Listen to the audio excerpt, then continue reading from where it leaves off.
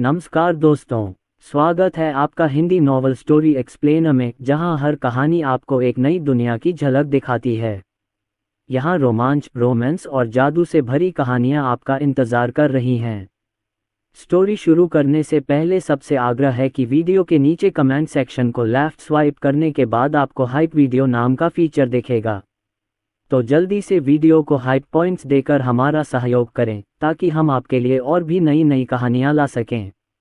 और हाँ, वीडियो को लाइक, शेयर और सब्सक्राइब करना बिल्कुल मत भूलिएगा। अध्याय 72। अर्जुन दंग रह गया। पहले 100 अरब खर्च करने के बाद क्या वह पहले चरण के इनाम पा सकेगा? और इतनी अच्छी बात, डिंग, पुरस्कार वितरित किए गए हैं। 100 ड्रोन। लानत है। अर्जुन की आंखें चौड़ी हो गईं और उसने देखा कि उसके सामने आभासी स्क्रीन पर एक इन्वेंटरी दिखाई दी जिस पर एक सफ़ेद ड्रोन X-100 था। ड्रोन एक उच्च तकनीक वाला उत्पाद जिसमें कई कार्य हैं, जैसे शूटिंग, चुपके, स्कैनिंग, होलोग्राफिक प्रक्षेपण आदि। चिराग ने आवाज सुनी, पीछे मुड़कर पूछा, बॉस क्या हुआ? कोई बात नहीं। अर्जुन ने जल्दी से अपना सिर हिलाया और फिर लिफ्ट की ओर चल दिया। वह छत पर ड्रोन उड़ाने की कोशिश करने जा रहा है। अर्जुन लिफ्ट का इंतजार कर रहा था कि अचानक उसने गोलू को सीढ़ियों से नीचे भागते देखा। उसके शरीर का मांस लटक रहा था। म्याऊं, बकवास करने वाले, खाने का समय हो गया है। गोलू खुशी से अर्जुन की ओर दौड़ा। अब फिर से भोजन का समय हो गया है। अर्जुन ने आंखें घुमाईं। यही तो वह मोटी बिल्ली थी जो उससे चाहती थी। मैं बाद में खाना खाने जाऊंगा, पहले ड्रोन टेस्ट कर लूंगा।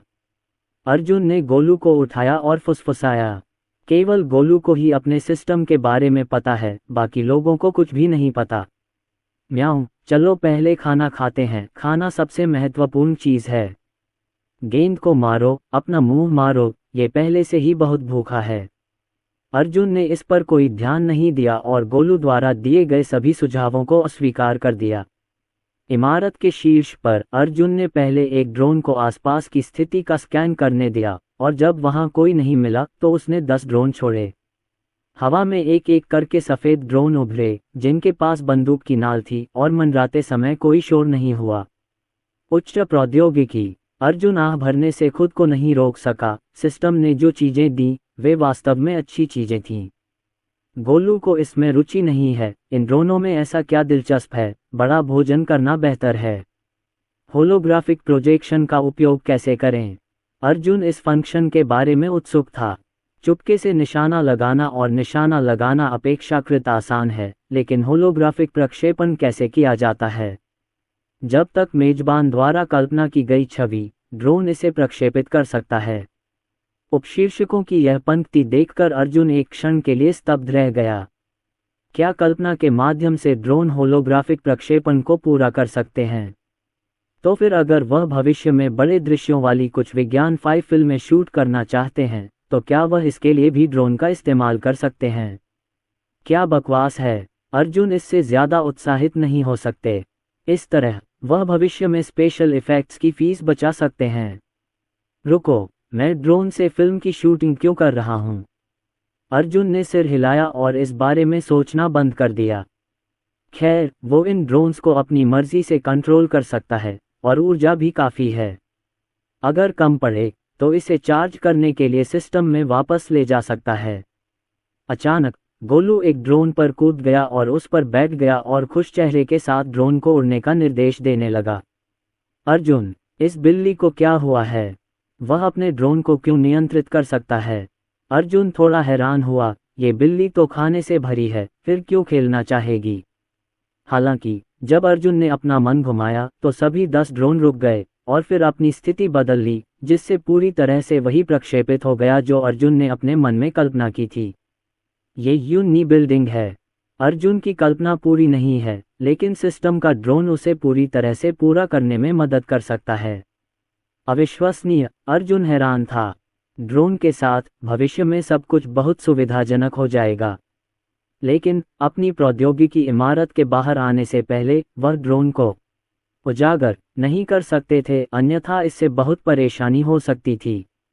आखिर इस दुनिया में कौन ऐसी तकनीक को अंजाम दे सकता है? प्राप्त करें। अर्जुन ने मन ही मन सोचा। 10 ड्रोन अचानक गायब हो गए और आइटम बार पर X90 भी X100 हो गया। धमाका, ड्रोन गायब हो गया और हवा में उड़ती गेंद भी जमीन पर गिर गई। उसके चेहरे पर नाराजगी का भाव था। चलो खाना खाते हैं, अर्जुन ने मुस्कुराते हुए कहा। म्याऊं। जैसे ही उसने सुना कि भोजन तैयार है, गोलू को अब कोई कष्ट नहीं हुआ और वह जल्दी से उसके पीछे भागा। 23 बजे अर्जुन ने बॉक्स ऑफिस पर 3 करोड़ का कारोबार देखा है, लेकिन उसे इसकी बिल्कुल भी परवाह नहीं है। वैसे भी वह दूसरे चरण में प्रवेश कर चुका है और ड्रोन भी उसके हाथ में है। क्या बकवास है। मेजबान को याद दिलाएं कि यदि निवेश लाभदायक है तो चेक इन फंड पहले चरण में वापस आ जाएंगे और ड्रोन वापस मिल जाएगा। अर्जुन, निश्चित रूप से मनुष्य बनने के लिए अभी बहुत जल्दी नहीं है और देर सवेर इसका बदला अवश्य मिलेगा।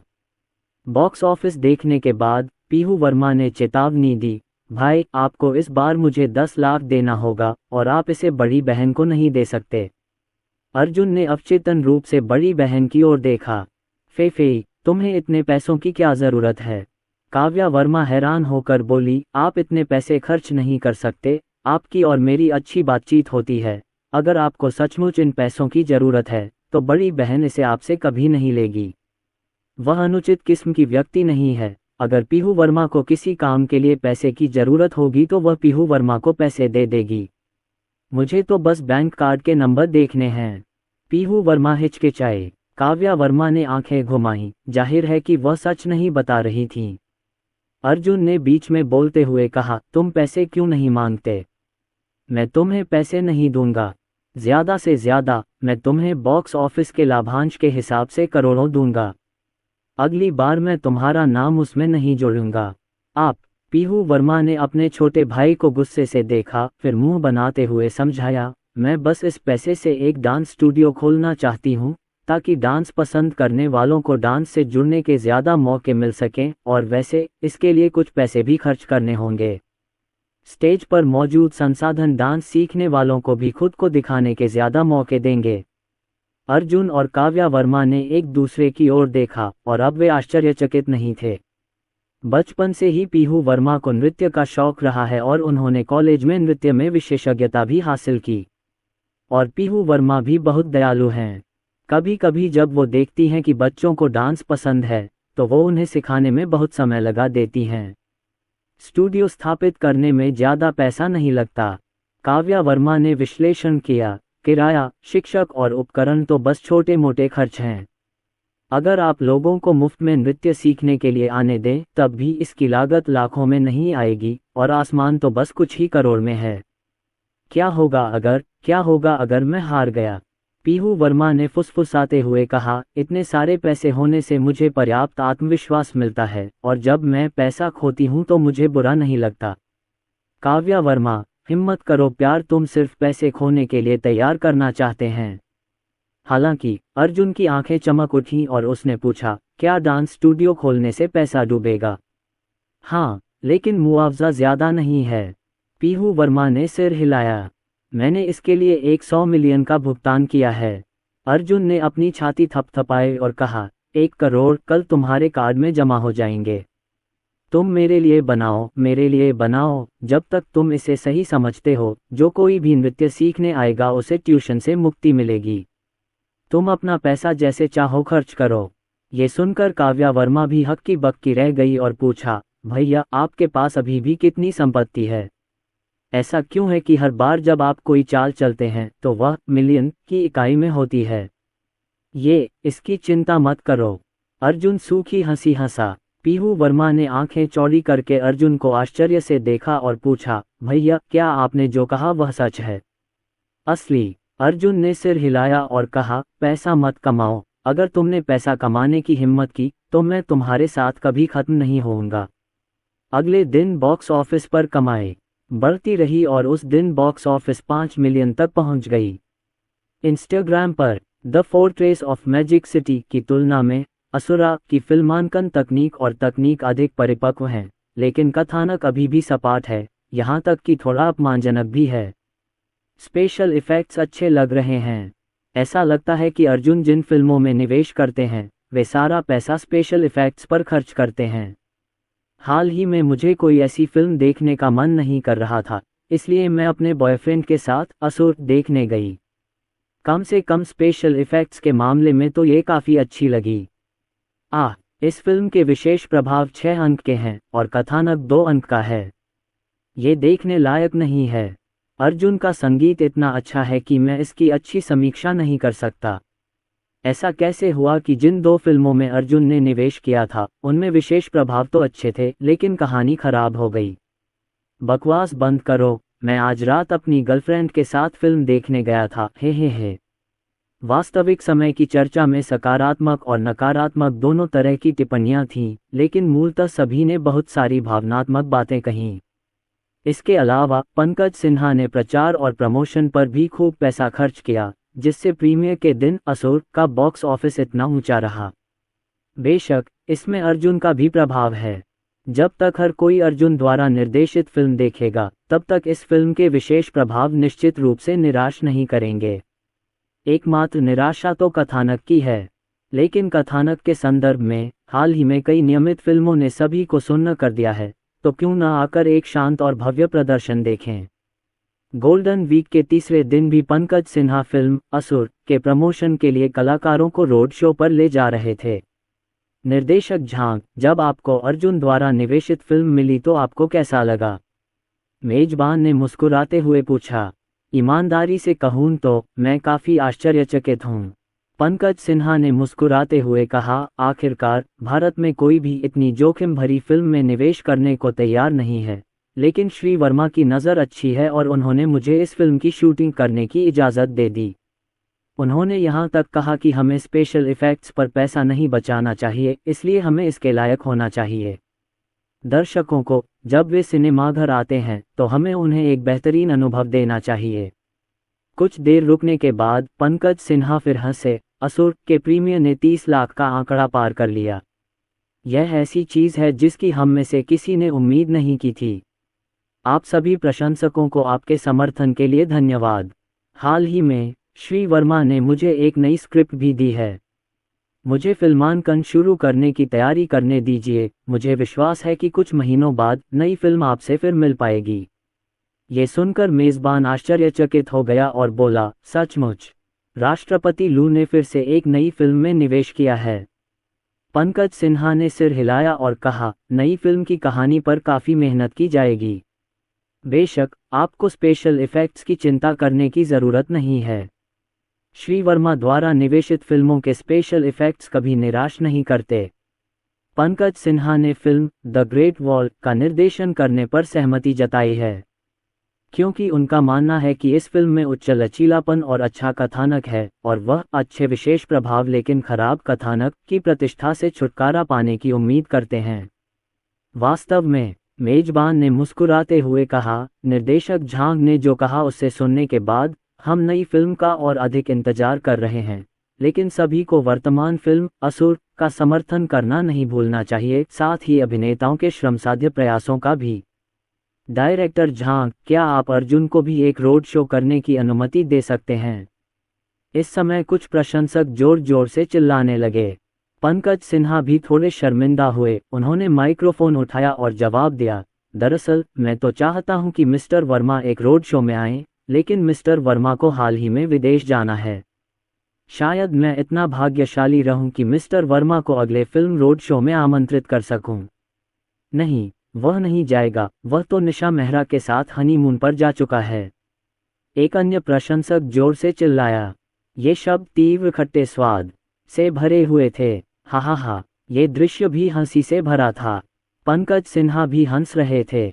दरअसल वह दिल ही दिल में यह बात अच्छी तरह जानते थे कि अर्जुन ने न सिर्फ उनसे फिल्म बनाने को कहा है, बल्कि नई पीढ़ी के निर्देशक रोहन मल्होत्रा को भी फिल्म बनाने के लिए कहा है। अगर उन्होंने इन रोड शो और प्रचार में अच्छा काम नहीं किया, तो हो सकता है कि अर्जुन भविष्य में उनसे दोबारा सहयोग न मांगें। अर्जुन जैसे बड़े पैसे वाले समर्थक के लिए पंकज सिन्हा को बॉक्स ऑफिस को और बेहतर बनाने के लिए कड़ी मेहनत करनी पड़ी। विमान में चढ़ने से पहले अर्जुन ने बॉक्स ऑफिस पर विशेष नज़र डाली और फिर इंस्टाग्राम पर भी नज़र डाली। मैंने हॉट सर्च लिस्ट पर एक शीर्षक देखा, वह और निशा मेहरा बहुत समय पहले हनीमून पर गए थे। अर्जुन ने उस पर क्लिक किया और पाया कि यह पंकज सिन्हा के रोड शो का वीडियो था, और वह असुर को बढ़ावा देने के लिए प्रयास कर रहे थे। अर्जुन के हाथ कांप रहे थे। ये सब तो पहले ही जारी किया जा चुका है, अब और क्या प्रचारित किया जा सकता है? जितना अधिक आप इसे नीचे धकेलेंगे, क्या इसका अर्थ यह नहीं होगा कि अधिक लोग सिनेमा देखने जाएंगे? अरे बाप रे, अर्जुन को बहुत दुख हुआ। अगर फिल्म वाकई पैसा कमाती तो उसके सारे ड्रोन वापस ले लिए जाते।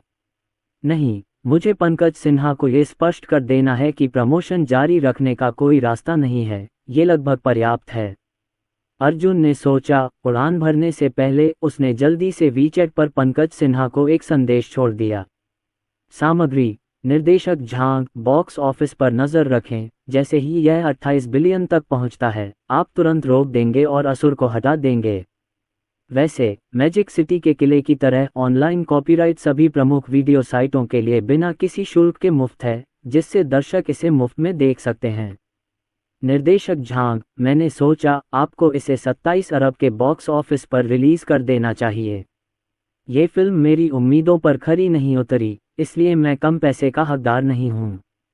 27 अरब, 27 अरब, 27 अरब, ये संख्या इस संख्या से अधिक नहीं होनी चाहिए।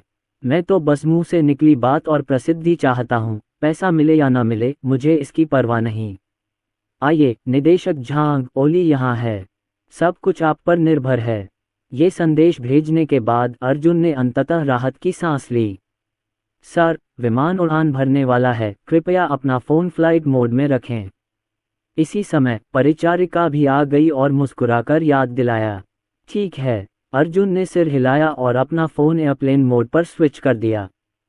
फ्लाइट अटेंडेंट ने गौर से देखा और आश्चर्य से पूछा, आप अर्जुन हैं? माथा अर्जुन के पास स्वीकार करने के अलावा कोई विकल्प नहीं था। हाँ, नमस्ते। ये सच में अर्जुन है, मैं आपका प्रशंसक हूँ। Hello hello. कुछ ही सेकंड में परिचारिका एक छोटी बच्ची में बदल गई, बहुत उत्साहित महसूस करते हुए बोली, मुझे उम्मीद नहीं थी कि मैं आपसे यहाँ संयोग से मिलूंगी, मैं बहुत खुश हूँ। ये देखकर कि परिचारिका दौड़कर आने वाली है, अर्जुन ने जल्दी से कहा, ठीक है, विमान उड़ान भरने वाला है, इसलिए पहले काम पर जाओ और हम बाद में किसी भी विषय पर बात करेंगे। ओह हाँ हाँ, मैं तो लगभग भूल ही गया था।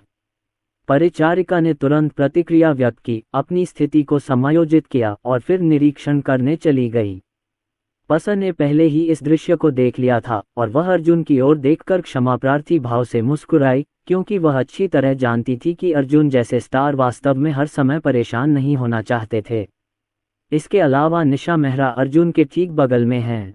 बाद में पसा आया और मुस्कुराते हुए पूछा, तुम दोनों क्या पीना चाहोगे? कैफे। निशा मेहरा ने फ्लाइट अटेंडेंट की ओर देखा और फिर लैपटॉप को घूरने लगीं।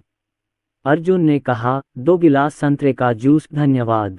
फ्लाइट अटेंडेंट तुरंत समझ गई, उसने मुस्कुराते हुए सिर हिलाया, फिर दोनों हाथों से एक छोटी नोटबुक सौंपी और फुसफुसाया, मुझे आपको परेशान करने के लिए खेद है, विमान में 3 फ्लाइट अटेंडेंट हैं जिन्हें आपका संगीत बहुत पसंद है, क्या आप? बाद वाली बात पर बोलते हुए पसा थोड़ा शर्मिंदा होकर मुस्कुराया। कोई बात नहीं। अर्जुन मुस्कुराया, छोटी नोटबुक और कलम ली और फिर आशीर्वाद का एक पैराग्राफ लिखा और अपने नाम पर हस्ताक्षर किए। पसा 2 गिलास संतरे का जूस लेकर आया, देखा कि अर्जुन ने लिखना समाप्त कर दिया है, नोटबुक ली और उसे धन्यवाद दिया। धन्यवाद। अर्जुन ने मुस्कुराते हुए निशा मेहरा से कहा, पहले आपको अच्छी तरह आराम करना चाहिए और हर समय कंप्यूटर पर नजरें गड़ाए नहीं रहना चाहिए। जल्दी करो, मुझे 10 मिनट और दो। निशा मेहरा ने लापरवाही से जवाब दिया। तड़क। अर्जुन ने हाथ बढ़ाकर नोटबुक ढक दी। निशा मेहरा थोड़ी चिंतित थीं, लेकिन अर्जुन के गंभीर चेहरे को देखकर उनके पास सीट को नीचे करने के अलावा कोई विकल्प नहीं था। थोड़ा आराम करने के लिए लेटते समय निशा मेहरा ने खेल खेल में अपनी छोटी सी जीभ बाहर निकाली। अर्जुन ने अपने होंठ चाटे, अचानक उसे प्यास लगने लगी और संतरे का जूस भी उसकी प्यास नहीं बुझा रहा था। वजन देश, बारी। एक फैशनेबल और रोमांटिक शहर के रूप में इस शहर ने हमेशा कई महिलाओं को आकर्षित किया है। हर महिला अपने प्रियतम के साथ इस शहर में आना चाहती है, एक यादगार सुंदरता छोड़ना चाहती है और इस शहर में उन दोनों की छाप छोड़ना चाहती है, ताकि एक इच्छा पूरी हो और साथ साथ बुरा हो सके। इस शहर में कई रोमांटिक प्रेम कहानियों ने जन्म लिया है और कई स्वस्थ और सुंदर उद्योग भी बनाए गए हैं। जिस क्षण अर्जुन विमान से उतरे, उन्होंने 2 ड्रोनों को हवा में छिपने के लिए बुला लिया, जो हर समय आसपास के वातावरण पर नजर रख रहे थे। बाहर जाते समय अर्जुन को ये भी चिंता थी कि कहीं ड्रोन का पता न चल जाए, इसलिए वह किसी भी समय ड्रोन वापस ले जाने के लिए तैयार था। लेकिन उनकी चिंताएं बिल्कुल बेवजह हैं। मौजूदा तकनीकी क्षमता के चलते सिस्टम के ड्रोन को स्कैन करना बिल्कुल भी संभव नहीं है। एयरपोर्ट से निकलते ही कोई उन्हें लेने आया। अर्जुन ने 2 और ड्रोन बुलाए और 4 ड्रोन चारों दिशाओं में गुप्त रूप से उनकी सुरक्षा में तैनात हो गए। अर्जुन को बहुत सावधान रहना पड़ा, क्योंकि विदेशी देश भी घरेलू देशों से बेहतर नहीं होते और सावधान रहना हमेशा सही होता है। निशा मेहरा को जिस व्यक्ति ने रिसीव किया वह एक परिपक्व महिला थी। अर्जुन ने बस उसकी तरफ देखा और फिर कुछ नहीं कहा। निशा मेहरा उनसे काम के कुछ विवरण के बारे में बातचीत कर रही थीं। होटल लौटने के बाद निशा मेहरा ने अपनी कमर खींची। इतनी लंबी उड़ान के बाद उसे अच्छी तरह आराम करना चाहिए और जेट लैग से निपटना चाहिए। जब निशा मेहरा स्ट्रेचिंग कर रही थीं, तो अर्जुन खुद को रोक नहीं पाए और उन्हें गले लगा लिया। खूबसूरत बालों की खुशबू उनकी नाक की नोक पर बनी रही। क्यों? नींद आ रही है, नींद आ रही है, निशा मेहरा ने छेड़खानी से कहा। सो जाओ, ऐसा नहीं है कि मैं तुम्हें सोने नहीं दूंगा, अर्जुन ने मुस्कुराते हुए कहा। तो फिर मुझे जाने दो, मैं नहाने जा रहा हूँ। निशा मेहरा ने पलटकर दोनों हाथों से अर्जुन की गर्दन पकड़ी और उसके होठों पर चुंबन किया। अर्जुन ने एक शब्द भी नहीं कहा। वह कैमरों वगैरह से बचने के लिए ड्रोन से कमरे के हर कोने को स्कैन कर रहा था। लेकिन अर्जुन को अब भी शक था। निशा मेहरा के कमरे की पहले ही अच्छी तरह से जांच हो चुकी थी और वहां कुछ भी नहीं था। ठीक है, तुम जा सकते हो, अर्जुन ने मुस्कुराते हुए कहा। यह अजीब है, निशा मेहरा ने गुस्से से कहा, फिर सूटकेस से अपना पजामा निकाला और बाथरूम में चली गई। डिंग डोंग, इसी समय दरवाजे की घंटी बजी। अर्जुन दरवाजा खोलने के लिए आगे बढ़ा तो उसने देखा कि होटल का वेटर खाने का कार्ड धकेल रहा था। दरवाजे पर 2 अंगरक्षक खड़े हैं। वे निशा मेहरा की सुरक्षा के लिए जिम्मेदार हैं। अंकल, कोई समस्या नहीं, डाइनिंग कार की जांच करने के बाद एक हट्टे-कट्टे अंगरक्षक ने कहा। अर्जुन वास्तव में अपशब्दों को समझ सकता था, क्योंकि जब वह विमान में था तो सिस्टम का साइन इन रिवॉर्ड वैश्विक भाषा थी। अर्जुन ने हल्के से कहा, डाइनिंग कार का निरीक्षण किया गया है, लोगों ने इसका निरीक्षण क्यों नहीं किया? सभी अंगरक्षक मंदारिन भाषा बोल सकते थे और जब उन्होंने अर्जुन की बात सुनी तो उनके चेहरे के भाव अचानक बदल गए। वेटर को स्पष्ट रूप से समझ आ गया, उसकी आंखें बहुत तेज हो गईं, उसकी सफ़ेद आस्तीन से अचानक 2 छोटी पिस्तौलें गिर गईं और उसने जल्दी से दोनों अंगरक्षकों पर निशाना साधने के लिए अपना हाथ उठाया। पुकारें। इससे पहले कि वेटर गोली चला पाता, एक छोटी सी चांदी की सुई उसकी गर्दन के पीछे की ओर थोंक दी गई और वेटर धीरे धीरे बेहोश हो गया। नीचे गिरने के बाद चांदी की सुई भी धीरे धीरे बिना कोई निशान छोड़े गायब हो गई। दोनों अंगरक्षकों ने पहले ही प्रतिक्रिया दे दी थी और अवचेतन रूप से वेटर का हाथ धक्का देना चाहते थे, लेकिन उन्होंने देखा कि दूसरा पक्ष अचानक जमीन पर गिर गया। ये बस कोमा में है और लगभग आधे घंटे में जाग जाएगा। अर्जुन मुस्कुराया और बोला, इसके अलावा उसके पिछले दाढ़ में अभी भी एक जहरीला दांत है। यह एक भेड़िया है, इसलिए इससे सावधानी से पूछताछ करें। दोनों अंगरक्षक बहुत हैरान हुए। मेरे चाचा को कैसे पता चला कि हत्यारे के मुंह में अभी भी नुकीला दांत है? मुझे क्यों देख रहे हो? जल्दी करो और उसे ले जाओ। तुम लोग अब यहाँ खड़े मत रहो, बगल वाले दरवाजे पर जाकर आराम करो, अर्जुन बोला। दरवाजे पर हर समय 2 लोग खड़े रहते थे, जो हमेशा आज्ञाकारी बने रहते थे। अगर निशा मेहरा ने कोई शोर मचाया तो क्या वह इन दोनों बुजुर्गों को सुनाई नहीं देगा? चाचा, हम नहीं जा सकते। अंगरक्षक का चेहरा बदल गया। वे अर्जुन और निशा मेहरा की सुरक्षा के लिए जिम्मेदार हैं, क्योंकि इस बार निशा मेहरा किसी के साथ बातचीत करने के लिए यहाँ हैं, सहयोग की दिशा पर चर्चा करने के लिए नहीं। सुरक्षा निश्चित रूप से सबसे पहले है। बीप मत करो, मैं तुम्हें जाने दूंगा। अर्जुन ने भी अपना चेहरा नीचे कर लिया और शांत भाव से कहा, या तुम भी यहीं सोना चाहते हो? भाई अंगरक्षक, भाई अंगरक्षक। इसके बाद दोनों ने चुपचाप हत्यारे को जमीन पर गिरा दिया। अर्जुन ने डाइनिंग कार को अंदर धकेल दिया, कम से कम अंदर का खाना जहरीला तो नहीं है। निशा मेहरा जब शॉवर से बाहर आई तो उन्होंने अर्जुन को भी नहाने के लिए कहा और फिर सोफे पर बैठकर काम करने लगीं और खाना खाने लगीं। जब अर्जुन ने कपड़े धोने का काम पूरा कर लिया तो उसने देखा कि निशा मेहरा अभी भी नोटबुक को घूर रही थी, इसलिए वह उसे बंद करने के लिए उसके पास गया। अरे अरे, निशा मेहरा ने जल्दी से रुकने के लिए आवाज़ लगाई। अर्जुन को रोकने के लिए हाथ बढ़ाया, मुंह बनाते हुए कहा, मैं खाना खाते हुए कंप्यूटर देख रही हूँ, इससे कोई देरी नहीं होती और इससे समय की बचत होती है। कितना बढ़िया है। ऐसी बकवास बंद करो, अच्छा खाओ, वरना कंप्यूटर तोड़ दिया जाएगा।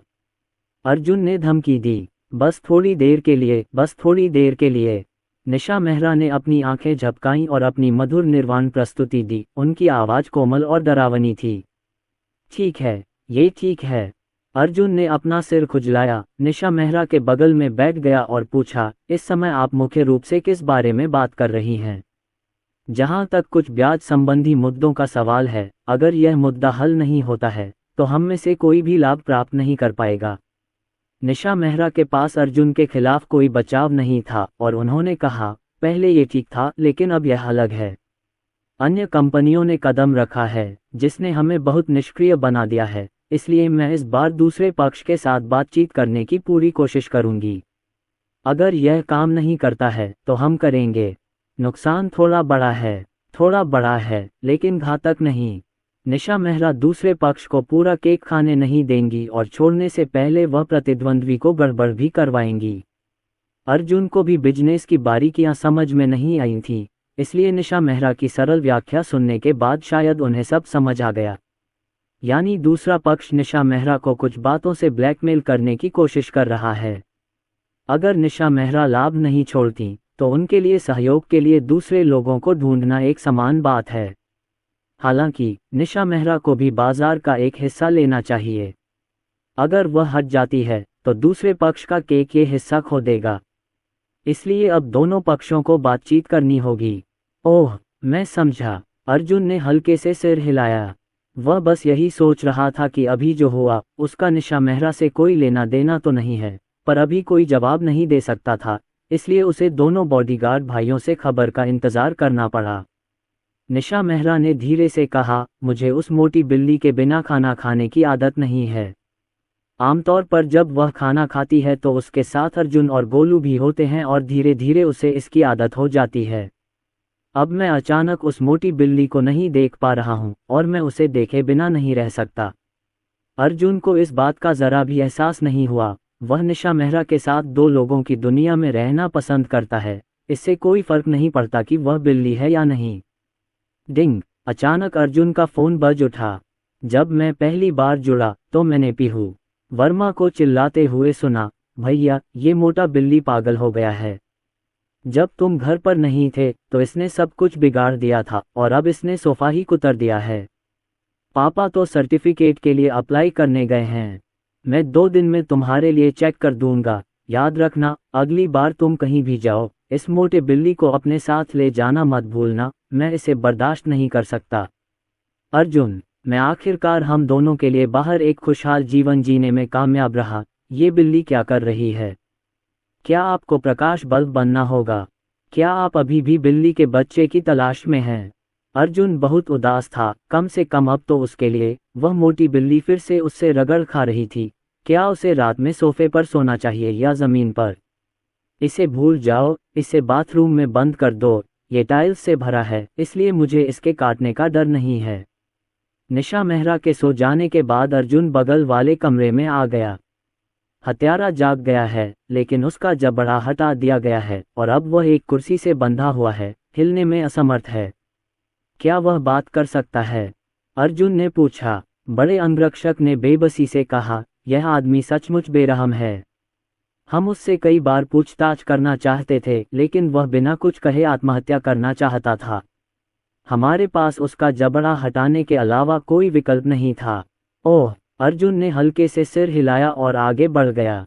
उसके बगल में खड़ा अदृश्य ड्रोन हत्यारे पर नजर रख रहा था और यह विश्लेषण कर रहा था कि विरोधी कैसे बच निकलेगा या उसे वश में करेगा।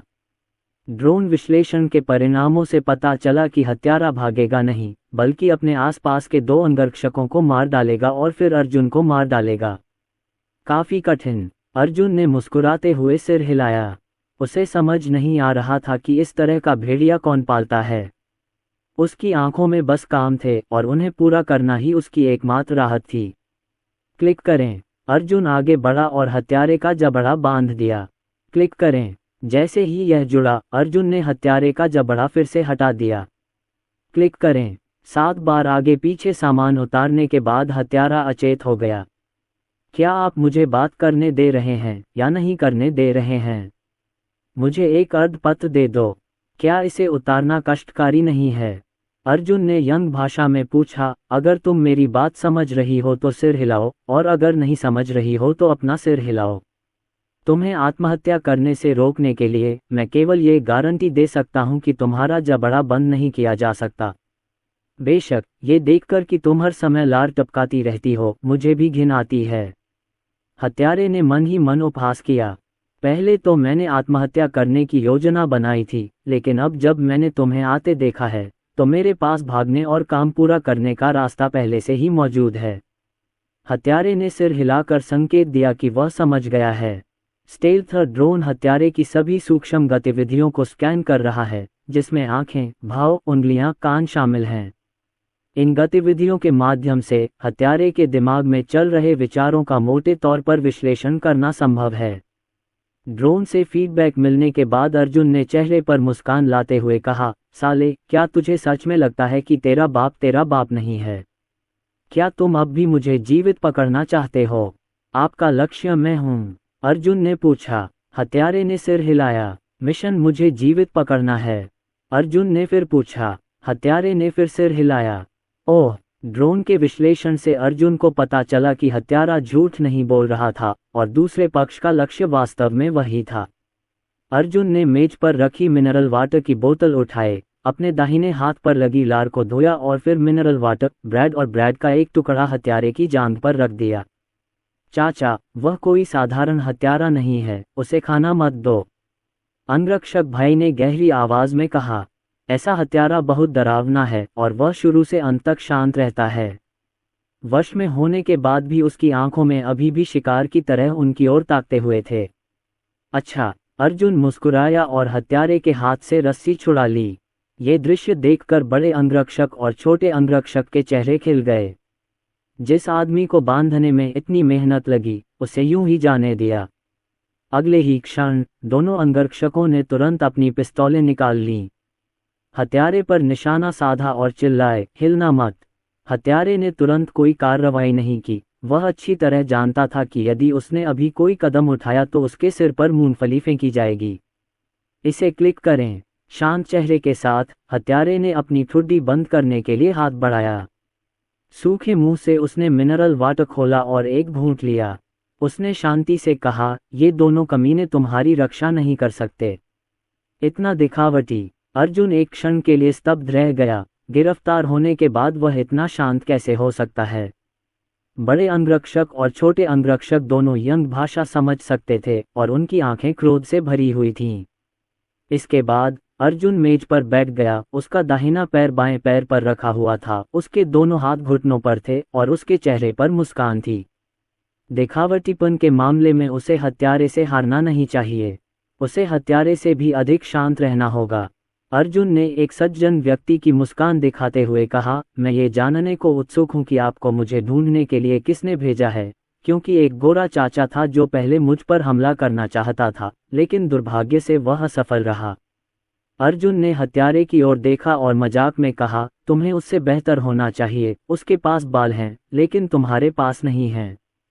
हत्यारे को डंठल का पता नहीं था, इसलिए उसने रोटी का एक टुकड़ा लिया और शांति से कहा, क्या तुमने अब भी विरोध करना छोड़ दिया है? कोई बात नहीं, आज्ञाकारी होकर मेरे पीछे आओ, शायद तुम बच सको। अर्जुन को निराशा का एहसास हुआ। आक्रामक होने का दिखावा करने के मामले में वह फिर से हत्यारे से हार गया। शर्मिंदगी से क्रोध में बदलते हुए अर्जुन ने अंगरक्षक की ओर हाथ हिलाया और कहा, अपनी बंदूकें दूर रखो, बस बैठो और देखो। चाचा, अंगरक्षक भाई थोड़ा चिंतित है, वह दूसरे पक्ष को सिर देने के बारे में क्यों सोच रहा है? अंगरक्षक भय एकदम शांत था। उसे अभी होटल के गलियारे का दृश्य याद था। ऐसा लग रहा था कि हत्यारे को लिटाने वाला मेरा चाचा ही था। आप आश्वस्त हैं? हत्यारे ने अर्जुन की आंखों में देखा और अर्जुन की आंखों से शिकार की घबराहट की झलक पाने की कोशिश की। दुर्भाग्यवश नहीं, हत्यारे को जरा भी घबराहट नहीं दिखी और उसे अर्जुन की आंखें बहुत आकर्षक लगीं।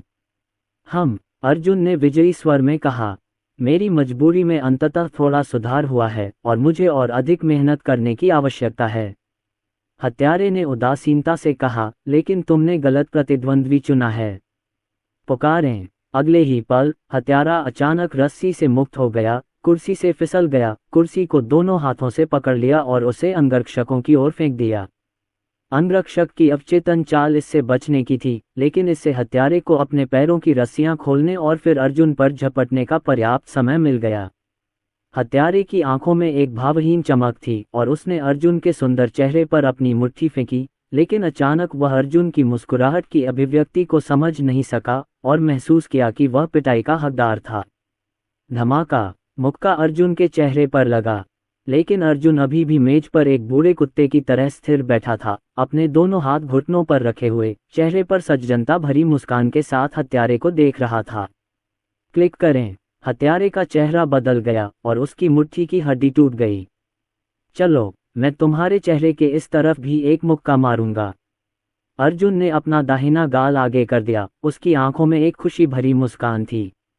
हत्यारे को लगा कि उसे अपमानित किया गया है और उसका मूल रूप से शांत मूड पूरी तरह से गायब हो गया और उसने क्रोध से भरी अपनी बाईं मुट्ठी से मुक्का मारा। क्लिक करें। बाईं मुट्ठी की हड्डी भी टूट गई थी। हत्यारे की आंखों में दहशत और भय था। नरक! वह अर्जुन के चेहरे पर वार क्यों नहीं कर सकता था? यह मेरी आंखों के सामने स्पष्ट था, लेकिन ऐसा लग रहा था कि हमेशा 1 मिलीमीटर का अंतर था। पहले भागो। अर्जुन के लिए हत्यारे के मन में यह विचार आना बहुत अजीब था। उसे पहले यहाँ से निकलना था और फिर स्थिति को समझना था। जब हत्यारा भागने ही वाला था, अर्जुन ने मेज पर रखा एक कप उठाया और उस पर फेंक दिया। टकराना। कप तोप के गोले जैसा था, जिससे हत्यारे का दाहिना पैर टूट गया और वह जोर से गिर पड़ा।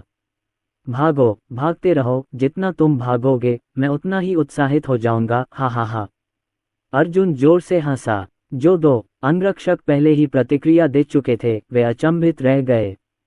एक शीर्ष हत्यारा मेरे चाचा की नज़र में एक खिलौने की तरह है। हत्यारे ने अपने दांत पीस लिए, वह अविश्वास में खड़ा हो गया और लंगड़ाता हुआ भाग गया। टकराना। दूसरा कप लगने से हत्यारे का दूसरा पैर टूट गया। हत्यारा पुनः जमीन पर गिर पड़ा, उसके चेहरे पर प्रेमहीनता का भाव था। शिकार कौन है? आत्मदोष, अपराधबोध, वगैरह वगैरह। टाइप करना जारी रखें। हत्यारा पूरी तरह से काबू में था। सभी अंग कटे हुए थे। दोनों अंगरक्षकों को ऊपर जाकर उसे बांधने की भी जरूरत नहीं पड़ी, वह बस जमीन पर निश्चल पड़ा रहा। अर्जुन ने अपना सिर हिलाया और आह भरी, वह अभी भी एक शीर्ष हत्यारा है, इतना लापरवाह। काटना। हे यार! अर्जुन हत्यारे के पास गया और बोला, हम काफी देर से बातें कर रहे हैं और एक दूसरे को थोड़ा बहुत जान गए हैं। क्या तुम मुझे बता सकते हो कि तुम्हें यहाँ किसने भेजा है? संगठन के बारे में बात करना ठीक है, बाकी मैं खुद देख लूँगा। इससे तुम्हारे लिए ज़्यादा मुश्किल नहीं होगी। अपनी बात समाप्त करने के बाद अर्जुन ने हत्यारे के घायल पैर पर पैर रखा और हल्के से रगड़ा। हत्यारे ने हौंफते हुए, थोड़ा कांपते हुए, दांत पीसते हुए कहा, तुम विरोध नहीं कर सकते, उनकी नज़र में तुम सिर्फ एक छोटे पियानो वादक हो। बस कह दो, मेरे पास स्वाभाविक रूप से समाधान है। अर्जुन ने जम्हाई ली और आलस्य से कहा, अब जब तुम्हारे चारों अंग टूट चुके हैं, अगर तुम इसे छिपाते रहे तो मैं तुम्हारा 5वां अंग भी तोड़ दूंगा, विश्वास करो या नहीं। ये सुनकर हत्यारे को अपनी जांघों में हल्की ठंडक महसूस हुई। अर्जुन फिर हंसे और बोले, कहो, अगर तुम ऐसा कहोगे तो मैं तुम्हें नहीं मारूंगा, बशर्ते तुम थोड़ी सी जानकारी दे दो, मैं तुम्हें जाने दूंगा। कोई भी मरना नहीं चाहता, हत्यारा भी नहीं।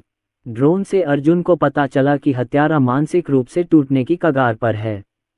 लेकिन ये सही है, आप उसे पकड़ नहीं सकते, आप भाग नहीं सकते और हर कोई गिर जाएगा। मैं सचमुच बहुत ताकतवर हूँ। अर्जुन ने मन ही मन आह भरी। हत्यारे ने अर्जुन की आंखों में देखा और थोड़ी देर बाद जवाब दिया, बाउंटी यूनियन। ये सुनकर अर्जुन ने दोनों अंगरक्षकों की ओर देखा। वह नहीं जानता था कि यह इनाम संघ क्या है, लेकिन दोनों अंगरक्षकों को इसके बारे में बहुत जानकारी थी, इसलिए हो सकता है कि वे इस संगठन की उत्पत्ति के बारे में जानते हों।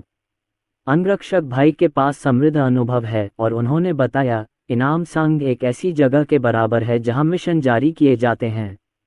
वे अपने नियोक्ताओं से इनाम मिशन प्राप्त करते हैं और फिर उन्हें हथियारों को सौंप देते हैं। जो कोई भी इस मिशन को पूरा करता है उसे मिशन का इनाम मिल सकता है। अर्जुन ने मुस्कुराते हुए कहा, मतलब अब कई हत्यारे इस काम को कर रहे हैं। चाहिए? अंगरक्षक बड़े भाई ने थोड़ा सिर हिलाया, लेकिन इससे पहले कि वह बोलना समाप्त करता, खिड़की का शीशा अचानक टूट गया और बाहर से एक आकृति अंदर आई। पलट जाओ, एक घुटने पर बैठ जाओ, अपनी बंदूक उठाओ। लगभग एक ही बार में क्रैक क्लिक क्लिक। हालांकि जब आदमी ने गोली चलानी चाहिए तो पिस्तौल अचानक जाम हो गई और गोली नहीं चल सकी। खिड़की से ठंडी हवा अंदर आ रही थी। अंगरक्षक भाई उलझन में देख रहा था और फिर उसने प्रतिद्वंद्वी पर निशाना साधने के लिए जल्दी से अपनी पिस्तौल उठाई। कश, पिस्तौल दबा दी गई और मूंगफली अचूक सटीकता के साथ आदमी के कंधे पर आ गिरी। फिर अंगरक्षक भाई ने एक और गोली चलाई जो प्रतिद्वंद्वी के कंधे के दूसरी ओर लगी। एक और पैर तोड़ दो, कहीं ऐसा न हो कि वह बाद में इमारत से कूदकर आत्महत्या कर ले। अर्जुन ने याद दिलाया। ठीक है चाचा। बड़े अंगरक्षक ने सिर हिलाया और गोली चलाने ही वाला था कि उसने देखा कि उसके बगल में खड़ा छोटा अंगरक्षक पहले ही गोली चला चुका था। बड़े भाई की उलझन भरी निगाहों का सामना करते हुए छोटे अंगरक्षक ने सूखी मुस्कान के साथ कहा, मुझे गोली चलाकर देखना है कि कैसा लगता है। भाई अंगरक्षक, क्या आपको लगता है कि आप खेल रहे हैं? बहुत गंभीर। ठीक है। बॉडीगार्ड भाई भी हैरान था। हत्यारा नंबर अचानक भागा। पिस्तौल अचानक जाम क्यों हो गई? अर्जुन मुस्कुरा रहा था। पूरा होटल उसकी निगरानी में था और वह तुरंत किसी के भी इधर आने पर उसे नोटिस कर सकता था। जिस क्षण किलर नाम आया, चुपके से ड्रोन द्वारा चलाई गई एक पतली सुई से मैगजीन में छेद हो गया, जिससे वह मूंगफली नहीं मार सका। चारों अंगों से कटे हत्यारे के 3 अंग कटे हुए थे। दूसरे हत्यारे को देखकर वह अवाक रह गया। इतना मूर्ख व्यक्ति हत्यारा कैसे हो सकता है? हत्यारा नंबर भी बहुत उलझन में है। हथियार तो उसकी जान के बराबर है। उसने हर काम से पहले उसे चेक किया है। वह अटका कैसे रह गया? क्या आप भी बाउंटी यूनियन से हैं? अर्जुन ने पूछा। हत्यारे 2 ने कोई जवाब नहीं दिया। अर्जुन ने भी इसकी परवाह नहीं की और हाथ हिलाकर कहा, छोड़ो, अगर नहीं बोलोगे तो बात मत करो, उन सबको दफनाने के लिए कोई जगह ढूंढो। ये सुनकर हत्यारे ने तुरंत कहा, तुमने कहा था कि तुम मुझे नहीं मारोगे। लेकिन मैंने तो यह नहीं कहा था कि मैं तुम्हें दफनाऊंगा नहीं। अर्जुन ने अवाक होकर कहा, तुम्हें खरीदने का मतलब तुम्हें मारना नहीं है, बस खुद ही गड्ढे से बाहर निकल आओ। हत्यारा, मेरे सारे अंग तुमने तोड़ दिए हैं, मैं कैसे बाहर निकल सकता हूँ? हत्यारे की घबराई हुई अभिव्यक्ति को देखकर अर्जुन चला गया और घुटने टेक दिए, हत्यारे के चेहरे को थपथपाया और उसे दिलासा दिया, घबराओ मत, डरो मत, तुम एक सुपर शांत हत्यारे हो। तुम्हारी आंखों में केवल मिशन और पैसा है। तुम्हें इस समय नहीं होना चाहिए। डिजाइन टूट गया है, तुम्हें पता है। भाई, मैं तो बस नाटक कर रहा हूँ। मैं तो बस एक लेवल शिकारी हूँ। हत्यारा इतना घबरा गया था कि रोने ही वाला था। मैंने सोचा था कि इस बार कार्य बहुत सरल था, लेकिन मुझे उम्मीद नहीं थी कि दूसरा पक्ष इतना क्रूर होगा। जब हत्यारा नंबर ने यह आवाज़ सुनी तो उसने अचानक अपनी नज़र हत्यारे पर डाल दी। उसकी पुतलियां थोड़ी सिकुड़ गईं और उसकी आंखें भय से भर गईं। तुम हो? हत्यारे की आंखों से भय अचानक गायब हो गया। उसकी जगह हत्या का ठंडा इरादा आ गया। क्लिक करें, क्लिक करें। हत्यारे ने पहले ही चुपके से उसके पैरों की बेमेल हड्डियों को दबा दिया था और फिर हिंसक रूप से बाहर निकल आया और हत्यारे नंबर 1 के सिर को दोनों हाथों से पकड़ लिया और उसे हिंसक रूप से मरोड़ दिया। क्लिक करें। हत्यारा नम अपनी सजा पूरी करने से पहले ही मर गया। इसके तुरंत बाद हत्यारा खिड़की से बाहर कूद गया और भागने की कोशिश करने लगा। हालांकि किसी समय पर्दा हत्यारे के दाहिने पैर में उलझ गया और जब हत्यारा बाहर कूदा तो उसे पीछे खींच लिया गया और उसका सिर दीवार से जोर से टकराया। हत्यारा, ऐसा लग रहा था जैसे हत्यारे के सिर में कुछ तारे घूम रहे हों, उसे चक्कर आ रहा था और पूरा व्यक्ति हक्का बक्का था। आज स्थिति क्या है? Hang glider. बड़े अंगरक्षक का चेहरा अचानक बदल गया जब उसने देखा कि नायलॉन फाइबर कपड़े के 3 टुकड़े अचानक हत्यारे के हाथ और पैरों से जुड़ गए थे। अर्जुन हैरान था, इस तरह का उपकरण सस्ता तो नहीं है ना? और इसे खास तौर पर उच्च तकनीक से तैयार किया गया है, इसलिए यह बाजार में उपलब्ध नहीं होना चाहिए। लगता है तुम्हारा अनुभव काफी अच्छा है, वरना तुम अभी लोगों की हत्या सीधे तौर पर नहीं करते। दरअसल उसे हमेशा से पता था कि हत्यारे के पास अंदर एक अंडरवियर है। इस अंडरवियर के बिना हत्यारे के लिए खोई हुई हड्डियों को वापस लाना नामुमकिन होता। अब इस सूट को पैराग्लाइडिंग सूट में भी बदला जा सकता है, जिससे अर्जुन थोड़ा हैरान हुए। इस दुनिया में टेक्नोलॉजी भी इतनी शक्तिशाली है। अचानक अर्जुन ने अपना सिर उठाया और खिड़की से बाहर देखा और आंखें सिकुड़कर सामने वाली इमारत को देखने लगा। ड्रोन के स्कैन से उसने देखा कि 2 लोग उसे घूर रहे थे। एक स्नाइपर है और दूसरा पर्यवेक्षक है। अर्जुन को अपनी ओर देखते देख प्रेक्षक ने अवचेतन रूप से अपनी सांस रोक ली। स्नाइपर के शरीर के रोंगटे खड़े हो गए, जिसका मतलब था कि अब वह बेहद खतरनाक स्थिति में था। अगर आप इधर उधर घूमेंगे तो निश्चित रूप से मर जाएंगे। किस तरफ?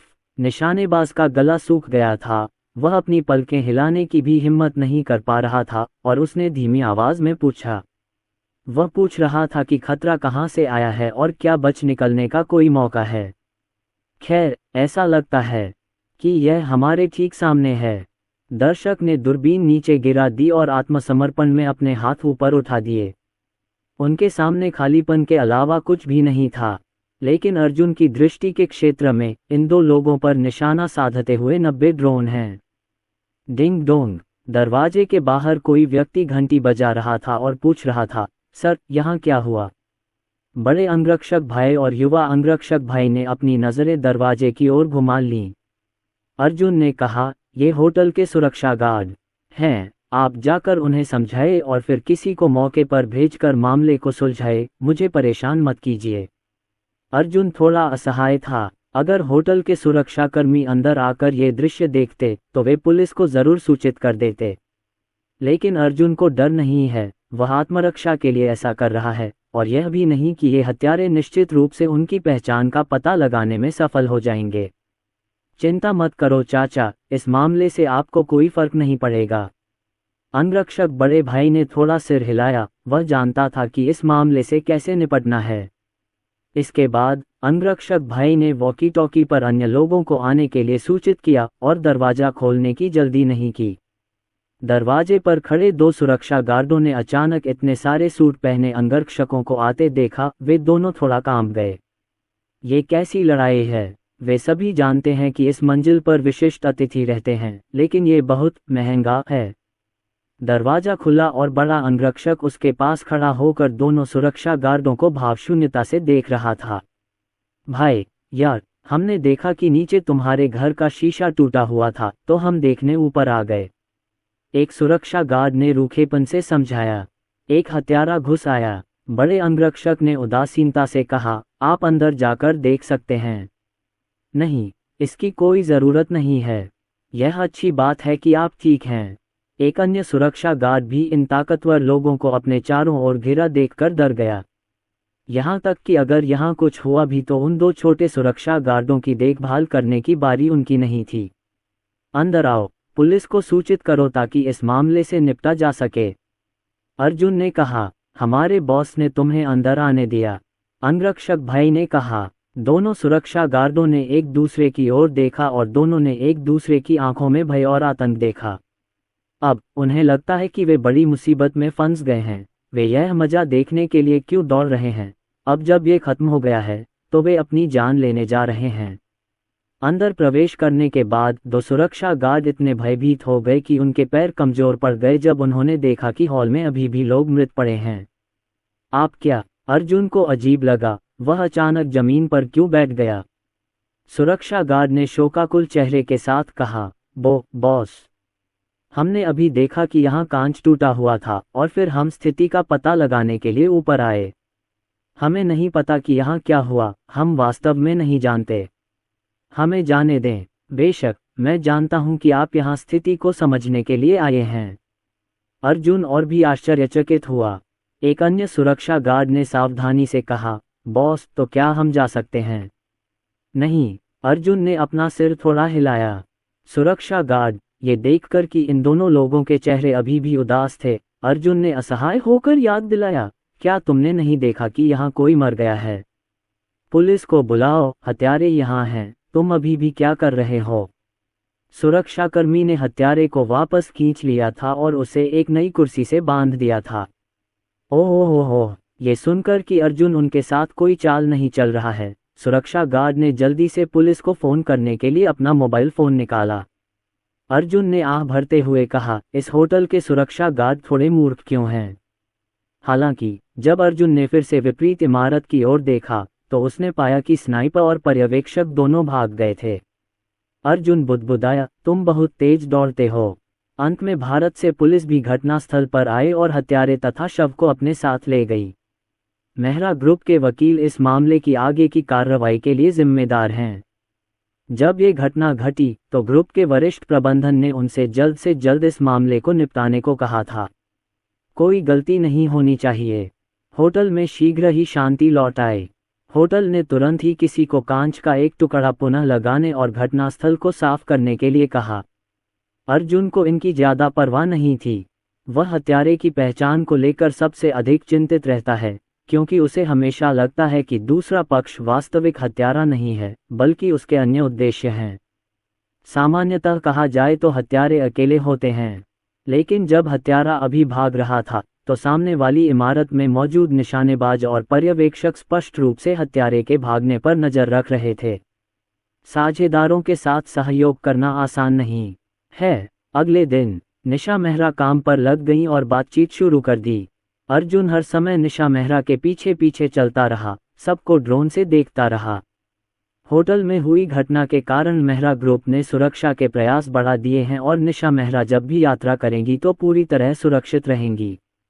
कुछ हुआ क्या? निशा मेहरा ने अर्जुन की तरफ देखा और पूछा। अच्छा, अर्जुन मुस्कुराया और बोला, आप अपना काम कर सकते हैं और मैं अन्य चीजों में कोई दखल नहीं दे सकता।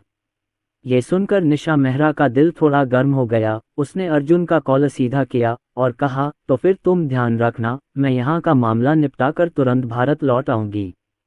चिंता न करें। अर्जुन ने निशा मेहरा का ज़ैद हाथ पकड़ा और उसे चूम लिया। मिस एलिस, क्या आप साथ में डिनर करना चाहेंगी? इस समय एक पेशेवर ओएल पोशाक में एक सुनहरे बालों वाली सुंदरता मुस्कुराती हुई आई। एक सुंदर आकृति, कामुक आंखें और सिनेबार जैसे लाल होंठ प्रलोभन का संकेत दे रहे थे। अर्जुन एक क्षण के लिए स्तब्ध रह गया। उसने सोचा कि यह एक आदमी है जिसने उसके सामने ऐसी बात कहने की हिम्मत की, और वह ड्रोन को उस आदमी को गोली मारने का आदेश देने वाला था। मुझे उम्मीद नहीं थी कि वह लड़की होगी, अभी भी एक लोमड़ी जैसी लड़की। निशा मेहरा ने मुस्कुराते हुए मना कर दिया। माफ कीजिए मिस हेलेना, मुझे अभी भी कुछ काम है, अगली बार फिर मिलेंगे। बड़े अफसोस की बात है। हेलेना निराश नहीं हुई, बल्कि पलक झपकते ही अर्जुन की ओर देखा, अपना दाहिना हाथ थोड़ा आगे बढ़ाया और मुस्कुराते हुए बोली, सुंदर लड़का, चलो एक दूसरे को जानते हैं, मेरा नाम हेलेना है। अर्जुन ने कोई जवाब नहीं दिया। उसने कोई प्रतिक्रिया देने की हिम्मत नहीं की। आखिरकार निशा मेहरा उसके ठीक बगल में थी और उसने अपनी आंखों से उसे पहले ही चेतावनी दे दी थी कि इस महिला को छूना नहीं है। हेलेना खिलखिला कर बोली, सुंदर लड़के, ये भारत है और हाथ चूमना एक तरह का शिष्टाचार है। क्या तुम्हें ये भी नहीं पता? जानना, अर्जुन ने विनम्रता से मुस्कुराते हुए कहा, लेकिन मुझे डर है कि तुम्हारे हाथों से बदबू आ रही है, इसलिए थोड़ा मुस्कुराओ और उसे जाने दो। हाथ चूमना मेरे जैसे देहाती लोगों के लिए ठीक नहीं है। अर्जुन की बातें सुनकर निशा मेहरा उसके पीछे छिप गई और चुपके से हंसने लगी। उसका शरीर अभी भी ऐंठ रहा था। उसे सचमुच उम्मीद नहीं थी कि अर्जुन ऐसा कुछ कहेगा। हेलेना को जरा भी गुस्सा नहीं आया, बल्कि उसने आश्चर्य से कहा, तुम्हारे जैसा सुंदर आदमी एक देहाती कैसे हो सकता है? हालांकि तुमने मुझे अस्वीकार कर दिया, फिर भी मुझे तुम्हारा नाम पता होना चाहिए। तुम पूर्व से आए एक सुंदर आदमी हो। अर्जुन ने कुछ देर सोचा, फिर गंभीरता से कहा, टोनी लू। पुची, निशा मेहरा अचानक हंस पड़ी और उन्होंने अपने दाहिने हाथ से अर्जुन का कंधा पकड़ लिया। हेलेना अर्जुन की आंखों में ऐसे घूर रही थी जैसे विशाल तारों वाला आकाश। ये पहली बार था जब किसी पुरुष ने उसे अस्वीकार किया था, और यह एक बेशर्मी भरा अस्वीकार था। ठीक है, टोनी। उच्च शिक्षा की साधना ने हेलेना को सुंदर और शांत बना दिया। उसने अर्जुन का हाथ पकड़कर अपने मुंह के पास रखा, एक लाल निशान छोड़ते हुए, और मुस्कुराते हुए कहा, चूंकि तुम मेरे शूरवीर नहीं बनना चाहते, मैं तुम्हारी राजकुमारी बनने को तैयार हूं, मेरे राजकुमार। बोलने के बाद हेलेना गर्व से भरकर चली गई। छी! अर्जुन को बहुत घृणा हुई और उसने अपने दाहिने हाथ के पीछे लगी लिपस्टिक को अंगरक्षक की पतलून पर पोंछ दिया। यह अच्छा हुआ कि मैंने रात का खाना नहीं खाया, वरना मैं सब कुछ उल्टी कर देता। क्लिक करें। जब हेलेना ने अर्जुन की बातें सुनी तो उसके माथे की नसें उभर आईं और उसकी ऊंची एड़ियों में भी मोच आ गई। इसके बाद हेलेना ने गहरी सांस ली, अपनी भावनाओं को संभाला और शान से आगे बढ़ने लगी। चलो भी। निशा मेहरा ने अर्जुन के चेहरे पर चुंबन किया और मुस्कुराते हुए कहा, मैं तुम्हें इनाम देती हूँ, तुमने अभी अच्छा काम किया। ये भी यही है। अर्जुन ने मुंह बनाया। निशा मेहरा कियाओ ने उसे एक खाली नज़र से देखा और फिर एक मधुर चेहरे के साथ अर्जुन का हाथ पकड़ लिया। हेलेना के प्रति अर्जुन के रवैये और कार्यों को देखते हुए निशा मेहरा के मन में प्रेम की भावना भरी हुई महसूस होती है। कम से कम अर्जुन दूसरों के साथ छल नहीं करेगा और उसे दूसरों के साथ छल करने की जरूरत भी नहीं है, क्योंकि उसका मेहरा परिवार हेलेना के परिवार से बिल्कुल भी नहीं डरता। बस लाइन का सामना करो। अंगरक्षक भाई ने मन ही मन आह भरी। चाचा के लिए अभी अपनी पतलून पर लिपस्टिक पोंछना बहुत असुविधाजनक था, लेकिन अब उन्हें कुत्ते का खाना भी खाना पड़ेगा। अंगरक्षक भाई ने जल्दी ही दूर देखा। जैसा कि कहावत है, यदि आप इसे नहीं देख सकते हैं तो आप इसे खा नहीं सकते हैं, अकेले रहने दें। सुनो, नहीं, आओ। कार में बैठने के बाद अर्जुन ने पूछा, क्या वह महिला आपकी बातचीत करने वाली साथी है? निशा मेहरा ने सिर हिलाया और कहा, वह पालुबो परिवार की सबसे उत्कृष्ट महिला उद्यमी है और मैं उनकी पुरानी प्रतिद्वंद्वी हूँ। जब उन्होंने हुआगुओ में व्यवसाय शुरू किया था तो वह मुझसे व्यक्तिगत रूप से बात करने भी आई थी, लेकिन वर्तमान स्थिति ने इसे थोड़ा बदल दिया है। लेकिन ये ठीक है, वह अभी भी थोड़ी कोमल है और वह बातचीत में मेरी प्रतिद्वंद्वी बिल्कुल नहीं है, इसलिए उसने मुझे इस तरह से उकसाने की योजना बनाई। बाद की बात करें तो निशा मेहरा के चेहरे पर अभी भी थोड़ी संतुष्टि थी। अर्जुन भी मुस्कुराया, हाथ बढ़ाकर निशा मेहरा की छोटी सी नाक खुजाए और पूछा, आज रात चाइनीज खाना खाऊंगा या वेस्टर्न? जो भी हो। निशा मेहरा ने अपनी लंबी टांगें उठाईं और अर्जुन की तरफ अपनी काली भौहें उठाईं। वह जानती थी कि अर्जुन उसे समझता है। तो फिर गंदगी खाओ, अर्जुन ने गुस्से से कहा। मैंने तुम्हें खा लिया। निशा मेहरा तुरंत दांत और पंजे दिखाते हुए दौड़ी। सामने बैठे बड़े और छोटे अंगरक्षक एक दूसरे को देखकर चुपचाप आहें भरने लगे। यदि आप भविष्य में अंगरक्षक नहीं बनना चाहते हैं तो आपको जल्द से जल्द एक प्रेमिका ढूंढ लेनी चाहिए।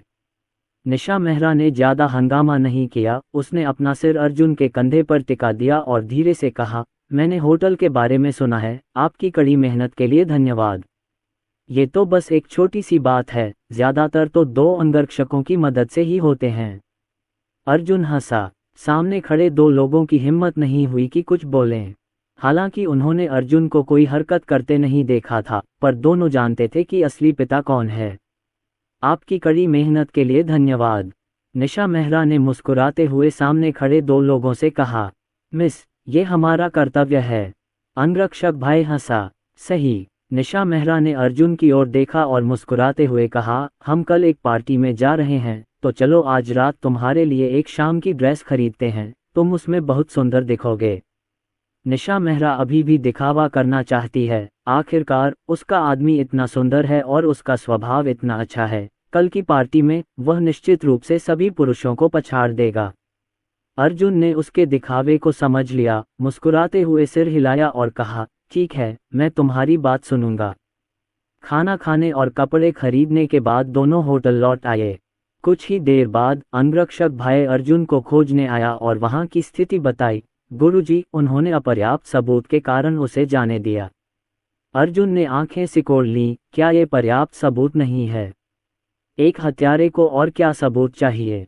ऐसा लगता है कि दूसरे पक्ष की वास्तव में कोई और पहचान है। अर्जुन ने पूछा, वकील याओ ने क्या कहा? वकील याओ ने कहा कि दूसरे पक्ष के वकील ने उसे जमानत पर रिहा कर दिया है और उसका इससे कोई लेना देना नहीं है।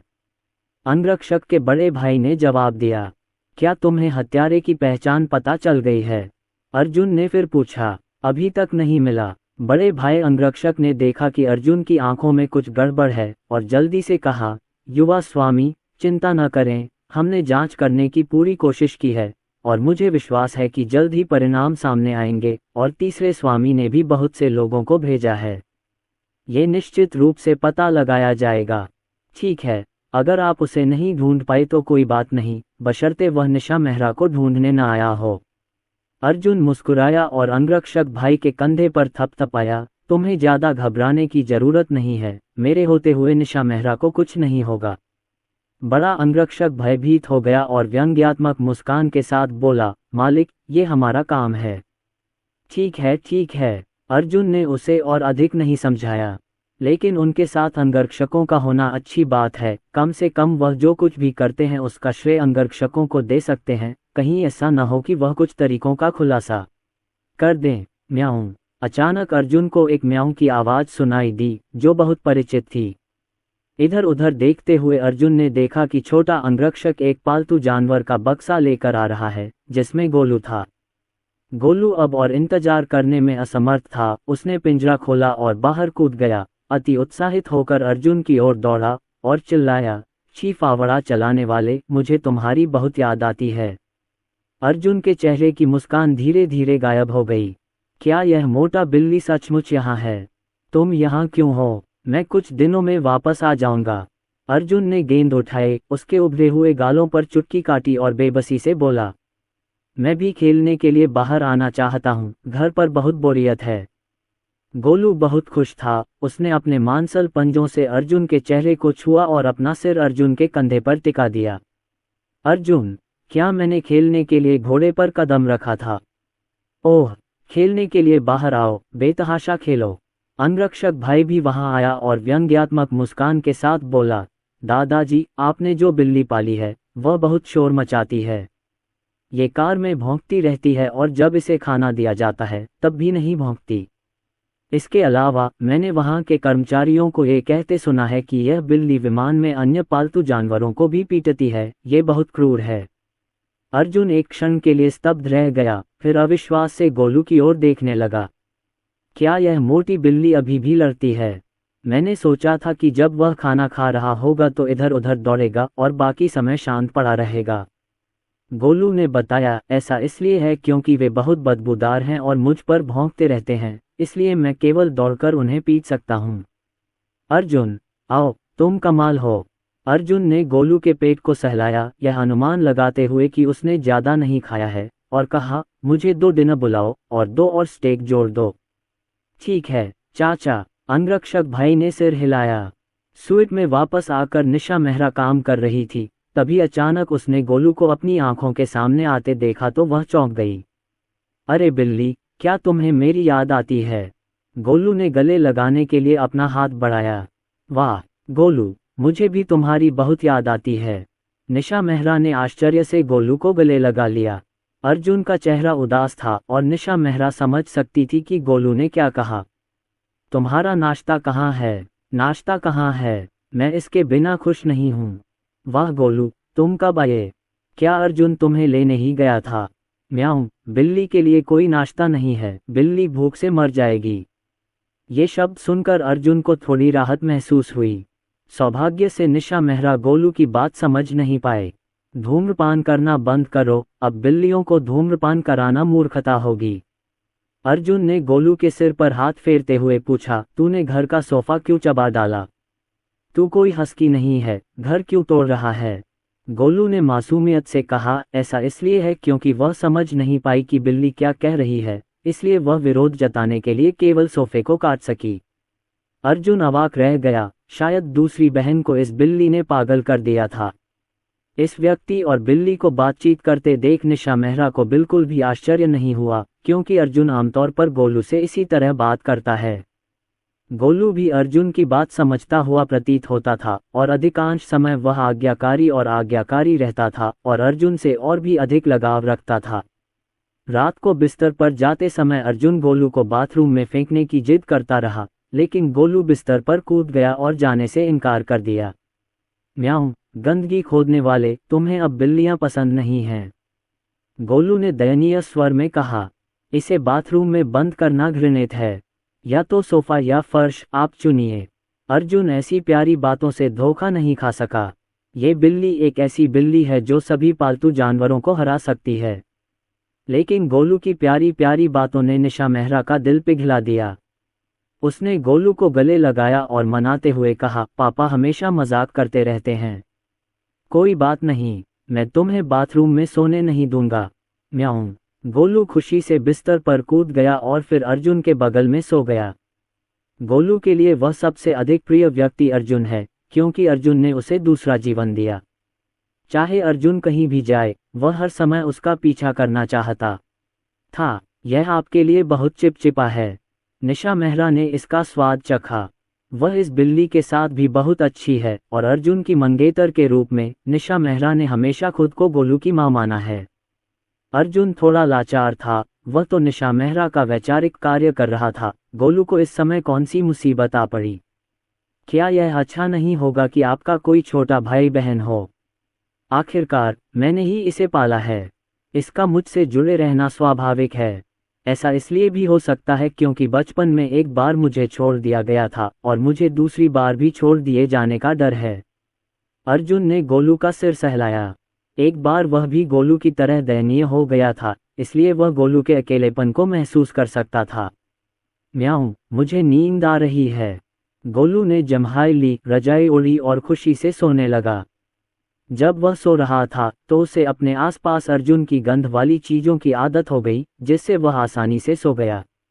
यहाँ तक कि अगर अर्जुन निशा मेहरा के बेडरूम तक दौड़ता भी तो कभी कभी वह बेशर्मी भरा चेहरा बनाकर अंदर चला जाता। अर्जुन मुस्कुराया, गोलू के माथे को चूमा और फिर सोने के लिए तैयार हो गया। निशा मेहरा ने भी अर्जुन को चूमा, अपनी बाहें उसके गले में डाली और अपनी लंबी टांगें अर्जुन के शरीर पर रख दी, जिससे गोलू की दाढ़ी को छेड़ा जा सके। क्या ये प्यारा है? अर्जुन ने अचानक पूछा। निशा मेहरा ने अवचेतन रूप से सिर हिलाया और अचानक उन्हें महसूस हुआ कि किसी के साथ कुछ गड़बड़ है, इसलिए उन्होंने जल्दी से कहा, बकवास मत करो, तुम अभी विदेश में हो, मैं कल लंगड़ा कर बाहर नहीं जाना चाहती। बाद की बात करते हुए निशा मेहरा ने मुंह बनाया और पलकें झपकाते हुए अर्जुन की ओर देखा। अर्जुन ने भावशून्य दृष्टि से देखा और कहा, मैंने अभी तुमसे पूछा था कि गोलू सुंदर है या नहीं, तुम क्या कर रहे हो? निशा मेहरा, क्या मैं बहुत ज्यादा सोच रहा हूँ? कुछ नहीं, सो जाओ, निशा मेहरा ने कहा। ठीक है, अगर तुम ऐसा करना चाहते हो तो मुझे कोई आपत्ति नहीं है, अर्जुन ने मुस्कुराते हुए कहा। चले जाओ और सो जाओ। निशा मेहरा ने अर्जुन का मुंह अपने हाथ से ढक दिया और अपना मुंह खोलकर अर्जुन के कंधे को धीरे से काट लिया। अर्जुन ने मन ही मन आह भरी, ये छोटा सा भूत उसे हर रात प्रताड़ित करता था, ये वास्तव में असुविधाजनक था। खर्राटे। जैसे ही अर्जुन को थोड़ी नींद आई, उसने बगल से जोरदार खर्राटों की आवाज सुनी और वह थोड़ा मूर्ख हो गया।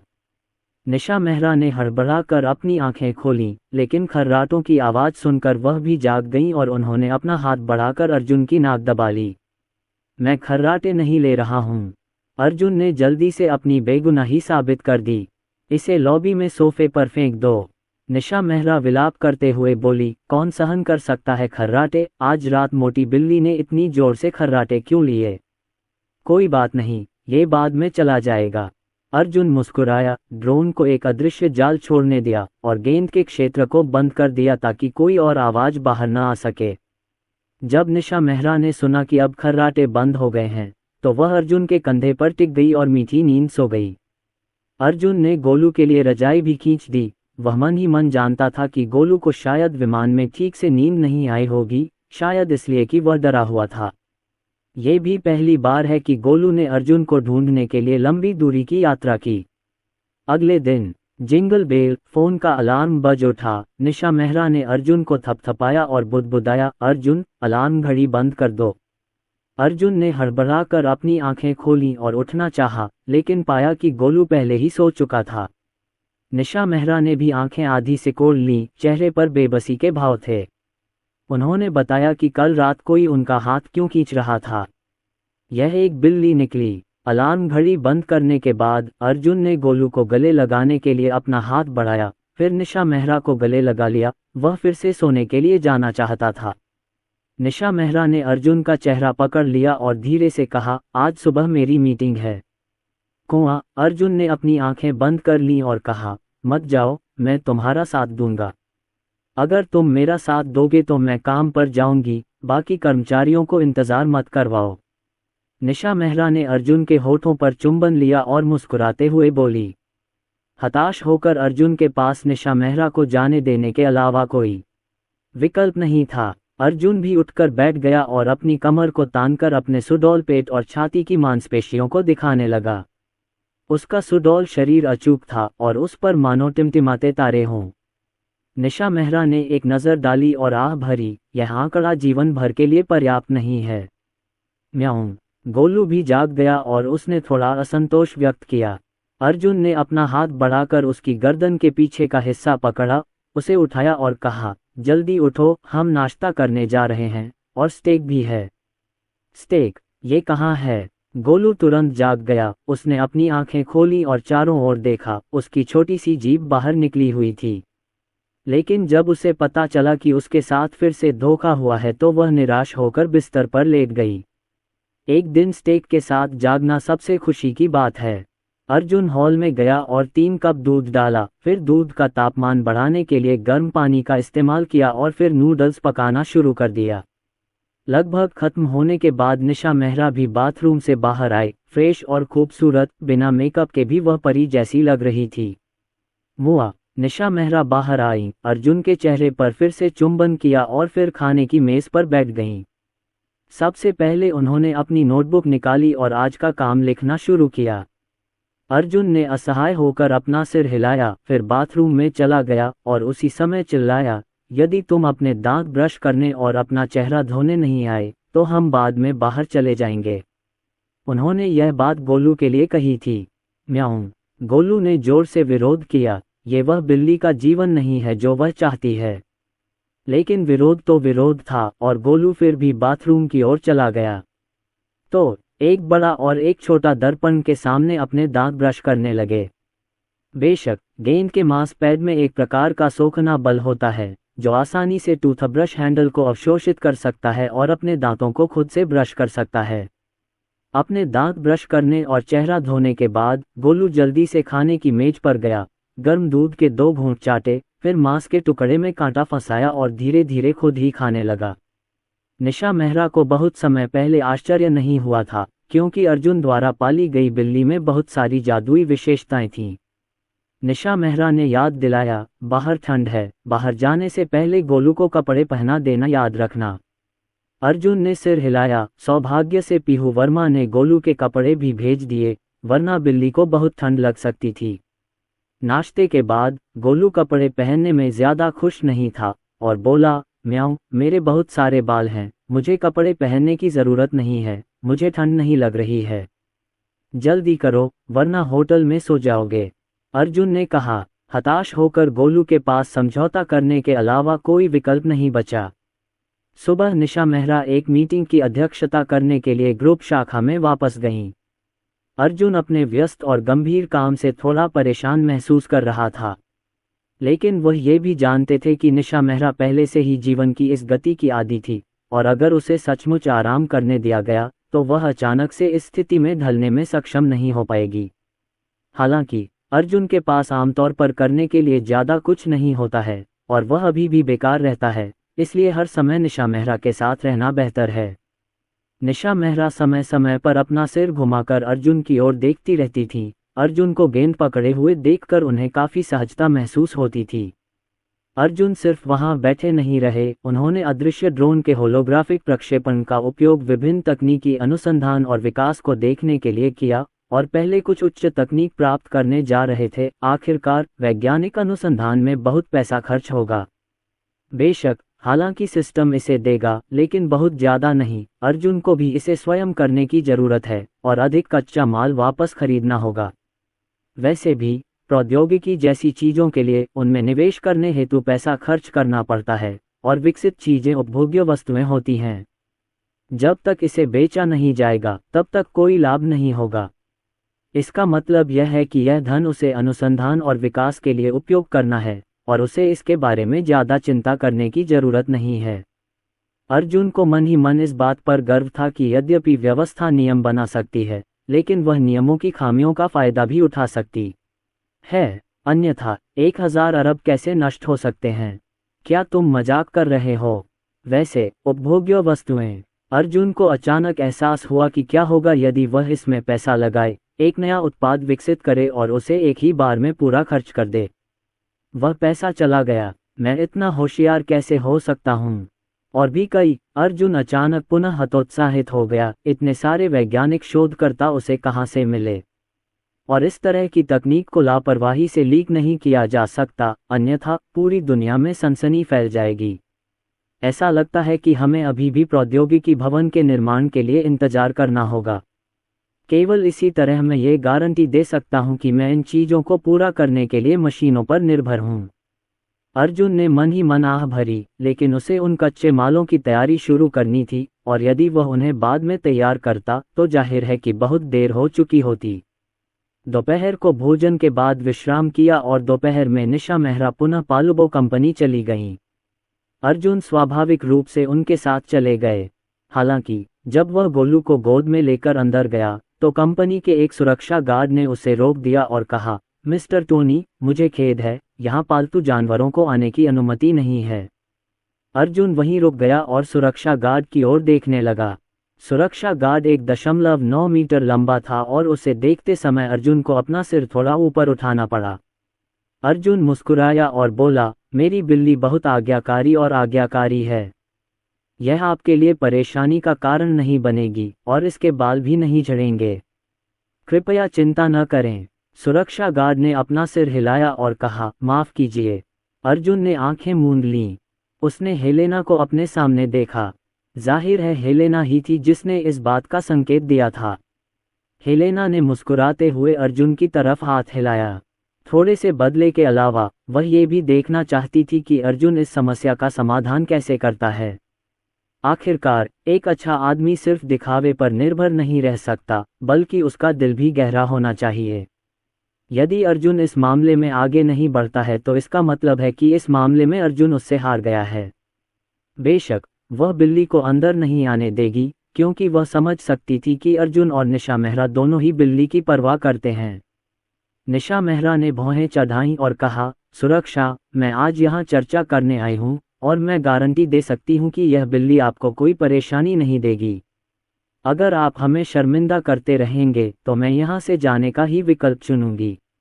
निशा मेहरा ने सख्त रुख अपनाया, हेलेना की ओर देखा और उदासीनता से कहा, बेशक आप जो व्यवसाय मुंबई में शुरू करना चाहते हैं, मैं गारंटी दे सकती हूँ कि यह व्यवसाय यहीं खत्म हो जाएगा। मेरी बात पर विश्वास न करें, कोशिश करके देखें।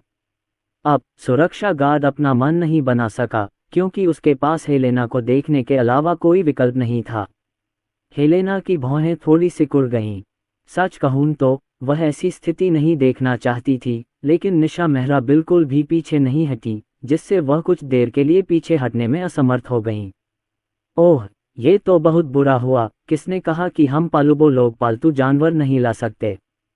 तभी एक गंजा युवक इमारत के गेट पर आया।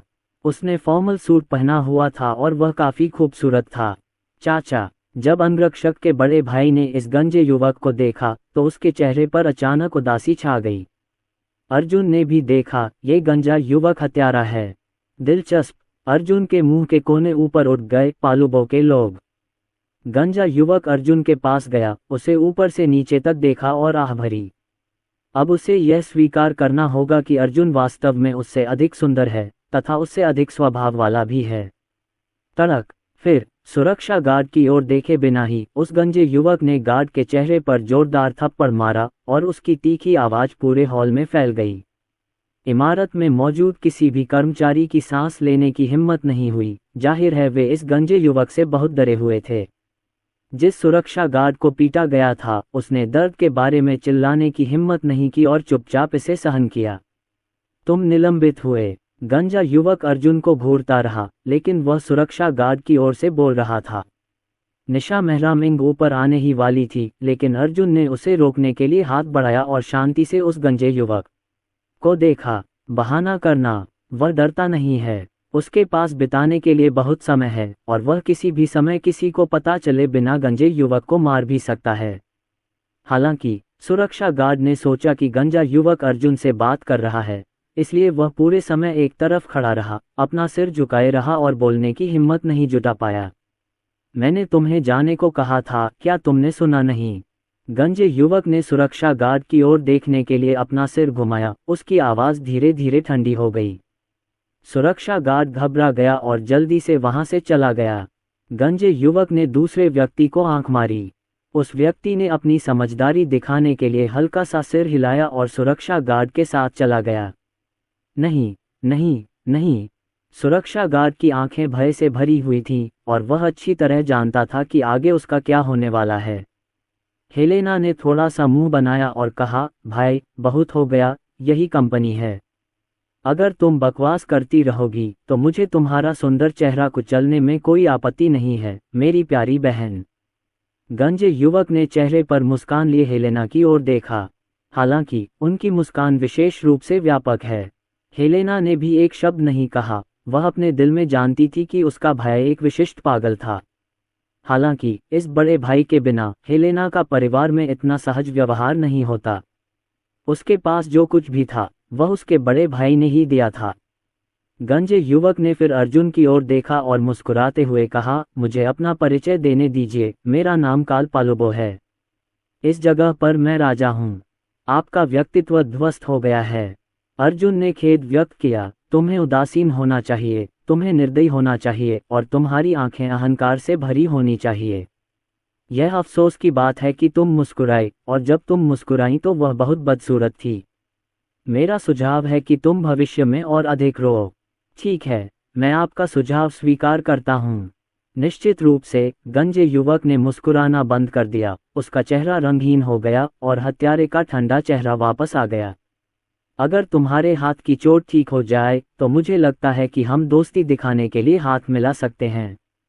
अर्जुन ने अपना दाहिना हाथ आगे बढ़ाया और मुस्कुराते हुए कहा। काल ने 5 उंगलियां फैलाईं, सिर हिलाया और कहा, यह दर्द देता है, लेकिन मैं वादा करता हूं कि एक दिन मैं तुम्हें यह एहसास स्वयं अनुभव करने दूंगा। माफ कीजिए, आप मेरे प्रतिद्वंदी नहीं हैं। अर्जुन पंजों के बल खड़ा हुआ, जानबूझकर काल की ओर देखा और मुस्कुराते हुए बोला, मुझे अपना परिचय देने दीजिए, मेरा नाम टोनी लू है। मैं तुम्हारा पिता हूँ। क्या यह महज दिखावा नहीं है? कौन नहीं करेगा? समय पर और समय पर 2 और हैं, और शाम 7 बजे 2 और हैं। पूरा हॉल शांत है। ये तो मृत सन्नाटा जैसा है। काल से परिचित हर व्यक्ति जानता है कि वह पूरी तरह से पागल है। उसे परिणामों की परवाह नहीं है और उसके हाथों पर खून लगना आम बात है। जैसे अभी सुरक्षा गार्ड के साथ हुआ, वैसे ही सभी जानते हैं कि सुरक्षा गार्ड के साथ क्या हुआ। लेकिन क्या कोई कुछ कहने की हिम्मत रखता है? हिम्मत मत करना। यहाँ तक कि हेलेना, जिसके पास एक निश्चित मात्रा में वास्तविक शक्ति है, काल के सामने एक शब्द भी कहने की हिम्मत नहीं करती। अब निशा मेहरा का छोटा मंगेतर वास्तव में काल को बार बार उकसाता है। भगवान, क्या ये भी कोई पागलपन है? काल अपनी हंसी रोक नहीं सका। वह सचमुच अपनी हंसी रोक नहीं सका। पहले तो उन्होंने सोचा कि अर्जुन तो एक साधारण पियानो वादक है और इतनी बड़ी लड़ाई की कोई जरूरत नहीं है। पर अब उन्होंने अर्जुन की आंखों में आत्मविश्वास देखा, अत्यंत आत्मविश्वास। यहाँ तक कि इसमें तिरस्कार और उपेक्षा का भाव भी था। हाँ, अर्जुन ने उसे बिल्कुल भी गंभीरता से नहीं लिया और उस पर बिल्कुल भी ध्यान नहीं दिया। अरे, सचमुच तुम बहुत ताकतवर हो। मुझे मानना पड़ेगा कि तुमने मुझे बहुत परेशान किया है और काम पर मुझ पर बहुत दबाव डाला है। काल ने अपने हाथ फैलाए और कहा, लेकिन इससे कोई फर्क नहीं पड़ता। मुझे ताकतवर लोगों के साथ प्रतिस्पर्धा करना पसंद है और मैं आप जैसे लोगों के साथ प्रतिद्वंद्वी बनना पसंद करता हूँ।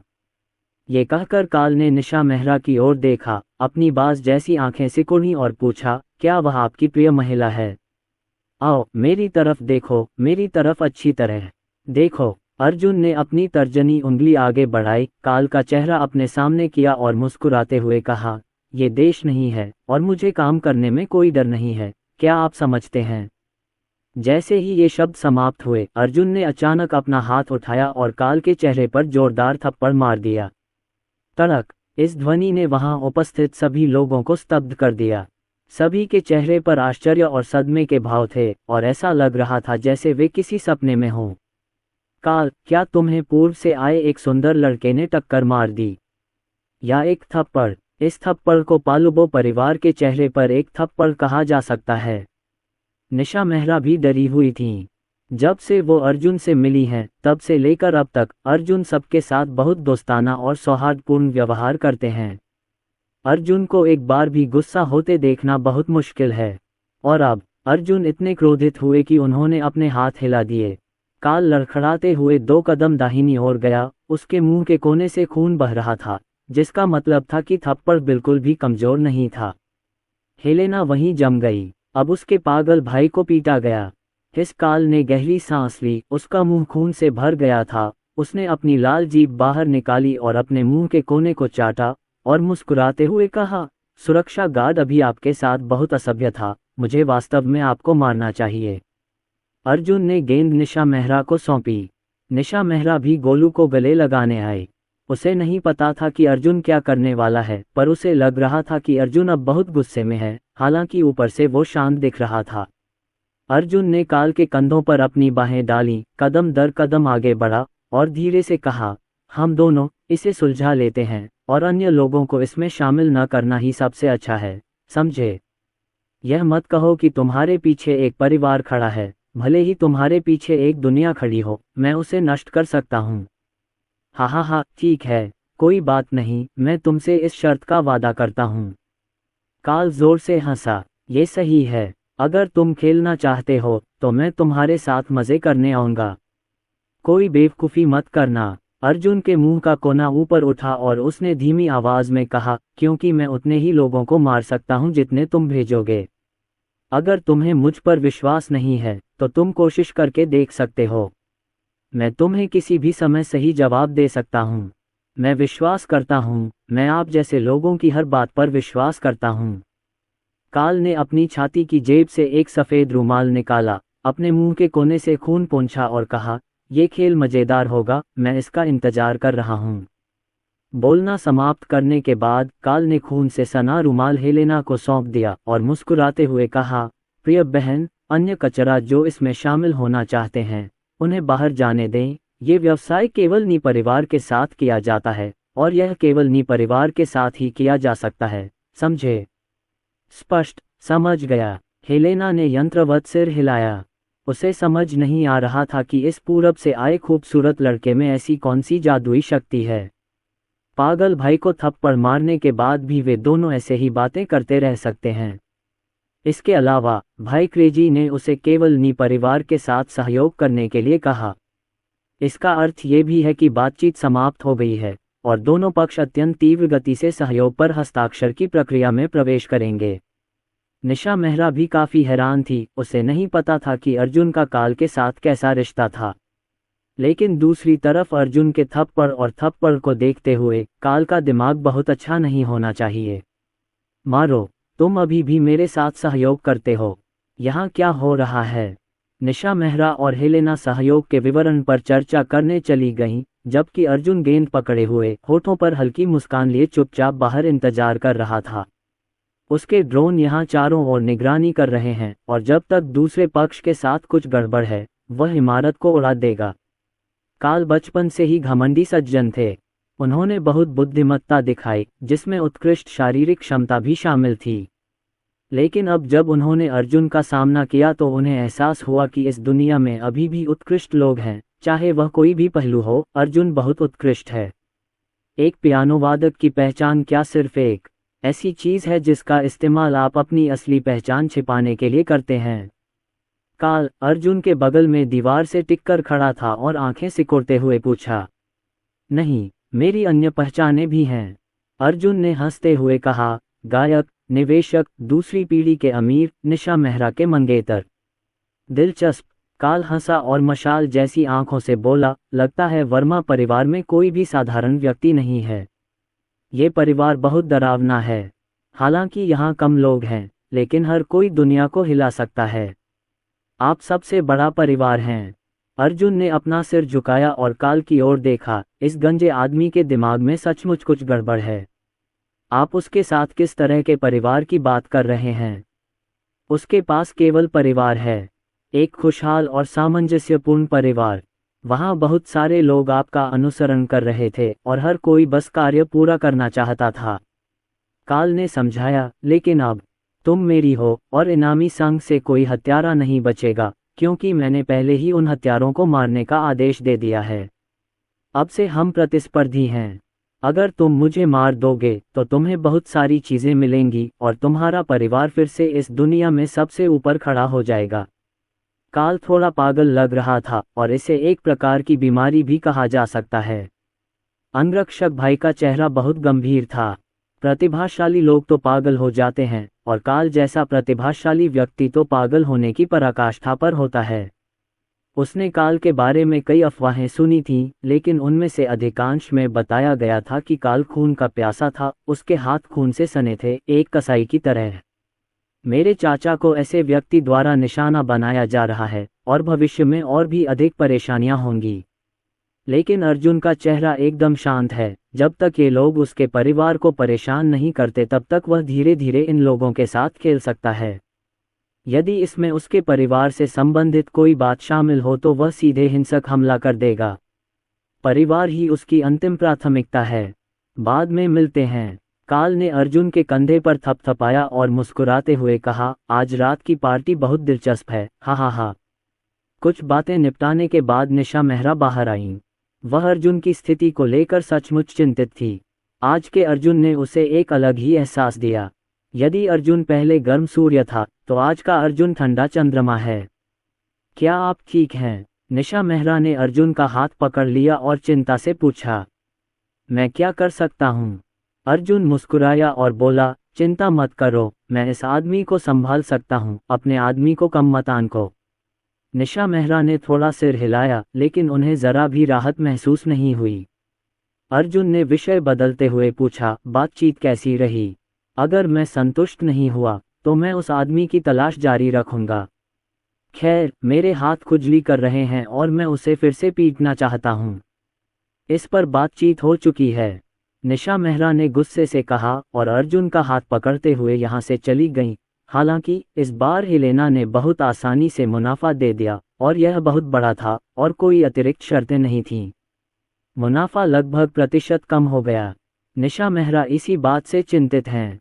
3% का लाभ एक व्यवसायी के लिए यह पहले से ही बहुत बड़ी राशि है। हेलेना अपने ही व्यवसाय को इतना बड़ा नुकसान कैसे पहुंचा सकती है? अर्जुन मुस्कुराया। उसे पैसों की कोई खास परवाह नहीं थी। पैसा चाहे कितना भी हो, वो बस आंकड़ों का एक समूह है। अब बस तकनीक ही है जिसमें उसे थोड़ी बहुत दिलचस्पी है। शायद इसका काल से कुछ लेना देना है, अर्जुन ने धीरे से कहा। विषय फिर से वापस आ गया। निशा मेहरा ने भी संदेह से पूछा, आपका विदेशियों से संपर्क बहुत कम होता है, आप उन्हें कैसे जानती हैं? यही वह था जो कुछ दिन पहले मुझे मारने होटल आया था। अर्जुन हंसा। उन्होंने निशा मेहरा को भी नहीं छिपाया। इस तरह की बातों के बारे में खुलकर बात करना बेहतर है, बजाय इसके कि निशा मेहरा को ही सब कुछ पता चल जाए। इस मामले में कम से कम निशा मेहरा को पता था कि क्या होगा, बजाय इसके कि वह हर समय चिंता करती रहे। ये सुनकर निशा मेहरा का चेहरा गंभीर हो गया और उनकी आंखें थोड़ी तीखी हो गईं। आप केवल पैसा कमाने में रुचि रखते हैं और लड़ाई झगड़ा और हत्या जैसे काम मेरे जैसे आदमी के लिए छोड़ देते हैं। अर्जुन ने निशा मेहरा की पतली कमर पर बाहें डाली और मुस्कुराते हुए बोला, और हाँ, मैं भी चुपके से एक प्रोजेक्ट पर काम कर रहा हूँ। अगर वो आगे चलकर सच में पूरा हो गया तो मैं तुम्हें पहले ही बता दूंगा कि मैं क्या कर रहा हूँ। तुम्हें कोई गड़बड़ करने की ज़रूरत नहीं है। सोचो, मेरा कोई एक्सीडेंट नहीं होगा और कोई खतरा भी नहीं होगा। निशा मेहरा ने ऊपर देखा, अर्जुन की आंखों में आत्मविश्वास देखा और अर्जुन से सुरक्षा की भावना महसूस की। संभव सब ने सोचा कि अर्जुन नर्म खाना खा रहा है, लेकिन केवल वह अपने दिल में जानती थी कि हर दिन खेल खेलने के अलावा अर्जुन वास्तव में सिर्फ खेल खेल रहा था। यह आदमी अचानक आगे क्यों निकल गया? निशा मेहरा ने मन ही मन बुदबुदाया, क्या ऐसा हो सकता है कि गोलू के साथ काफी समय तक घूमने के बाद वह थोड़ी बहुत बिल्ली जैसी हो गई हो? म्याऊं। गोलू को ऐसा लगा कि कोई उसके बारे में बुरा भला कह रहा है, इसलिए वह दुखी होकर रोने लगा। दल एक आलीशान और शानदार महल में आयोजित किया गया। अर्जुन औपचारिक पोशाक पहने हुए थे और उनका कद काठी और सीधा शरीर उनके स्वभाव को और भी उभार रहा था। भोज में वही आकर्षण का केंद्र थे और हर कोई समय समय पर उनकी ओर देख रहा था। उनके बगल में निशा मेहरा लैवेंडर रंग की शाम की पोशाक में हैं, जो भव्य और सुंदर है, जिसके आधे कंधे खुले हुए हैं और उनकी सफ़ेद हंस जैसी गर्दन पर एक कीमती हार सुशोभित है, जो उन्हें और भी सुंदर बना रहा है। निशा मेहरा भी शुरुआत में यूरोप में बाजार खोल रही थी, इसलिए वह भोज में कुछ लोगों को जानती थी और उन्होंने उनका विनम्रता से स्वागत किया। म्याऊं म्याऊं म्याऊं। गोलू उन दोनों के पीछे पीछे लगातार चिल्ला रहा था, मुझे पकड़ो, मुझे पकड़ो, मुझे पकड़ो। अर्जुन ने यूं ही मान लिया जैसे उसने सुना ही ना हो। ये कैसा मौका है? अच्छा होगा कि मैं इस छोटी सी बिल्ली को यहाँ लाऊं और तुम्हें गले लगाऊं, गले लगाऊं, गले लगाऊं। निशा मेहरा ने अर्जुन को चुपके से चुटकी काटते हुए कहा कि वह गोलू को दोबारा भौंकने न दे। अर्जुन के पास कोई विकल्प नहीं था। वह नीचे बैठ गया, गोलू के सिर पर हाथ फेरा और बोला, या तो मैं तुम्हारे लिए कोई जगह ढूंढूंगा जहां तुम कुछ केक और स्नैक्स खा सको, या मैं तुम्हें सोने के लिए होटल में वापस भेज दूंगा, तुम एक चुन लो। चलो केक खाते हैं। गोलू ने अपना सिर सिकोड़ लिया और बुदबुदाया। अर्जुन ने आंखें घुमाई, गोलू को उठाया और खाने की मेज की ओर चल दिया। निशा मेहरा को सामाजिकता की आवश्यकता नहीं थी, लेकिन वह अर्जुन के पीछे पीछे चलती रही और समय समय पर गोलू के गाल पर चुटकी काटती रही। इस समय काल झुक गया और मुस्कुराते हुए बोला, टोनी, आज कई लोग अपने पालतू जानवरों को यहाँ लाए हैं। बेहतर होगा कि आप अपनी छोटी बिल्ली को पहले वापस भेज दें, ताकि वह दूसरों के मुंह का खाना न बने। अर्जुन एक पल के लिए ठिठक गया, क्या मतलब है तुम्हारा? उसकी बिल्ली से लड़ना चाहते हो? गोलू ने काल की ओर उदासीनता से देखा, बहुत तिरस्कारपूर्ण था और क्रीम चाटने के लिए मेज पर कूद पड़ा। ओह, अर्जुन ने बस सपाट उत्तर दिया। काल ने मुस्कुराते हुए कहा, ये लोग आमतौर पर चिड़चिड़े होते हैं और उनके पालतू जानवर या तो बड़े कुत्ते या लड़ाकू कुत्ते होते हैं, साथ ही खूंखार पल्लास बिल्लियां भी होती हैं। ओह, अर्जुन ने उसकी बात अनसुनी कर दी, नाश्ते का एक टुकड़ा उठाया और उसे अपने मुंह में डाल लिया और फिर निशा मेहरा को भी एक टुकड़ा दे दिया। निशा मेहरा मुस्कुराई, अपना मुंह खोला और उसे खा लिया। काल ने अपने हाथ फैलाए और कहा, हमारे समूह में कुछ लोग खूंखार कुत्ते पालते हैं और कुछ लोग जंगली जानवर पालते हैं, लेकिन जानवर हमेशा जानवर ही होते हैं जब तक उन्हें धीरे धीरे पालतू बनाया जाता है। वे सिर्फ हमारे पालतू जानवर हैं। तो बाद में एक पालतू प्रतियोगिता हो सकती है, आपको अपनी बिल्ली को खत्म होने देना चाहिए, है ना? क्या जीना बुरा है? अर्जुन ने अपना सिर घुमाकर काल की ओर देखा और मुस्कुराते हुए कहा, इस बिल्ली को कम मत आंको जिसे मैंने पाला है, क्योंकि तुम भी इसके सामने कुछ नहीं हो। और मैं यहाँ सिर्फ अपनी मंगेतर के साथ जाने आया हूँ और उन बेवकूफ़ों को मुझे छोड़कर जाने देना चाहता हूँ। दूर रहो, मैं आज रात खून नहीं देखना चाहता। तुम्हें एलिस का मंगेतर किसने बनाया? काल ने असहाय होकर कहा, एलिस यूरोप में भी बहुत प्रसिद्ध है और वह पूर्व में एक प्रसिद्ध परिवार में पैदा हुई थी। वह कई राजकुमारों द्वारा पसंद की जाने वाली सबसे अच्छी वस्तु है, लेकिन उसने आपको चुना। मैंने उसे नहीं चुना, बल्कि उसने मुझे चुना, निशा मेहरा ने मुस्कुराते हुए बताया। काल ने सिर हिलाया और मुस्कुराते हुए कहा, वास्तव में आपने सही विकल्प चुना है। अर्जुन की ताकत सिर्फ काल ही समझ रहा था। हालांकि अर्जुन के साथ अंगरक्षक भी थे, काल ने इन दोनों अंगरक्षकों को जरा भी गंभीरता से नहीं लिया। एकमात्र व्यक्ति जिससे वह सचमुच डरता था, वह था अर्जुन। निशा मेहरा बस हल्के से मुस्कुराईं और कुछ नहीं बोलीं। अर्जुन, असल में तुम मेरे साथ आ सकते हो। पालुबो में भी एक खूबसूरत औरत है, काल ने धीरे से कहा। चेहरे पर मुस्कान लिए हेलेना ने अपने हाथ में प्याला थोड़ा ऊपर उठाया। अर्जुन ने भी प्याला उठाया, रेड वाइन भरना शुरू किया और चेहरे पर मुस्कान लिए काल की ओर देखा। काल ने उसे रोकने के लिए अपना हाथ बढ़ाया और मुस्कुराते हुए कहा, ठीक है, मैं सिर्फ मजाक कर रहा हूँ, मैं आपको एक प्रतिद्वंद्वी के रूप में देखना पसंद करता हूँ, क्योंकि मैं वास्तव में देखना चाहता हूँ कि आप कैसे मौत से संघर्ष करते हैं। ये निश्चित रूप से लोगों को खुश करेगा। अब और बकवास मत करो, यहाँ का सारा कांच तुम्हें इनाम में मिलेगा। अर्जुन ने मुस्कुराते हुए कहा। काल वहां से जाने ही वाला था कि उसने एक विनम्र सज्जन को आते देखा। आंखें सिकुड़ते हुए बोला, ठीक है टोनी, तुम्हारा पहला प्रेम प्रतिद्वंद्वी सामने आ गया है और मैं तुम्हारे प्रदर्शन का इंतजार कर रहा हूँ। हाय सुंदर मिस एलिस। वह सज्जन निशा मेहरा के पास गए, अपना दाहिना हाथ अपनी छाती पर रखा, अपनी पीठ पीछे कर ली, थोड़ा झुककर श्रद्धांजलि दी और मुस्कुराते हुए बोले, कृपया मुझे हाथ चूमकर आपके प्रति अपना सर्वोच्च सम्मान व्यक्त करने की अनुमति दें। सज्जन ने अपना दाहिना हाथ बढ़ाया और निशा मेहरा की स्कर्ट की ओर देखा। अर्जुन ने निशा मेहरा को थोड़ा पीछे खींचा, वाइन का गिलास उठाया और उस सज्जन के दाहिने हाथ पर उड़ेल दिया। लाल शराब खून की तरह धीरे धीरे सज्जन की उंगलियों से फिसल गई।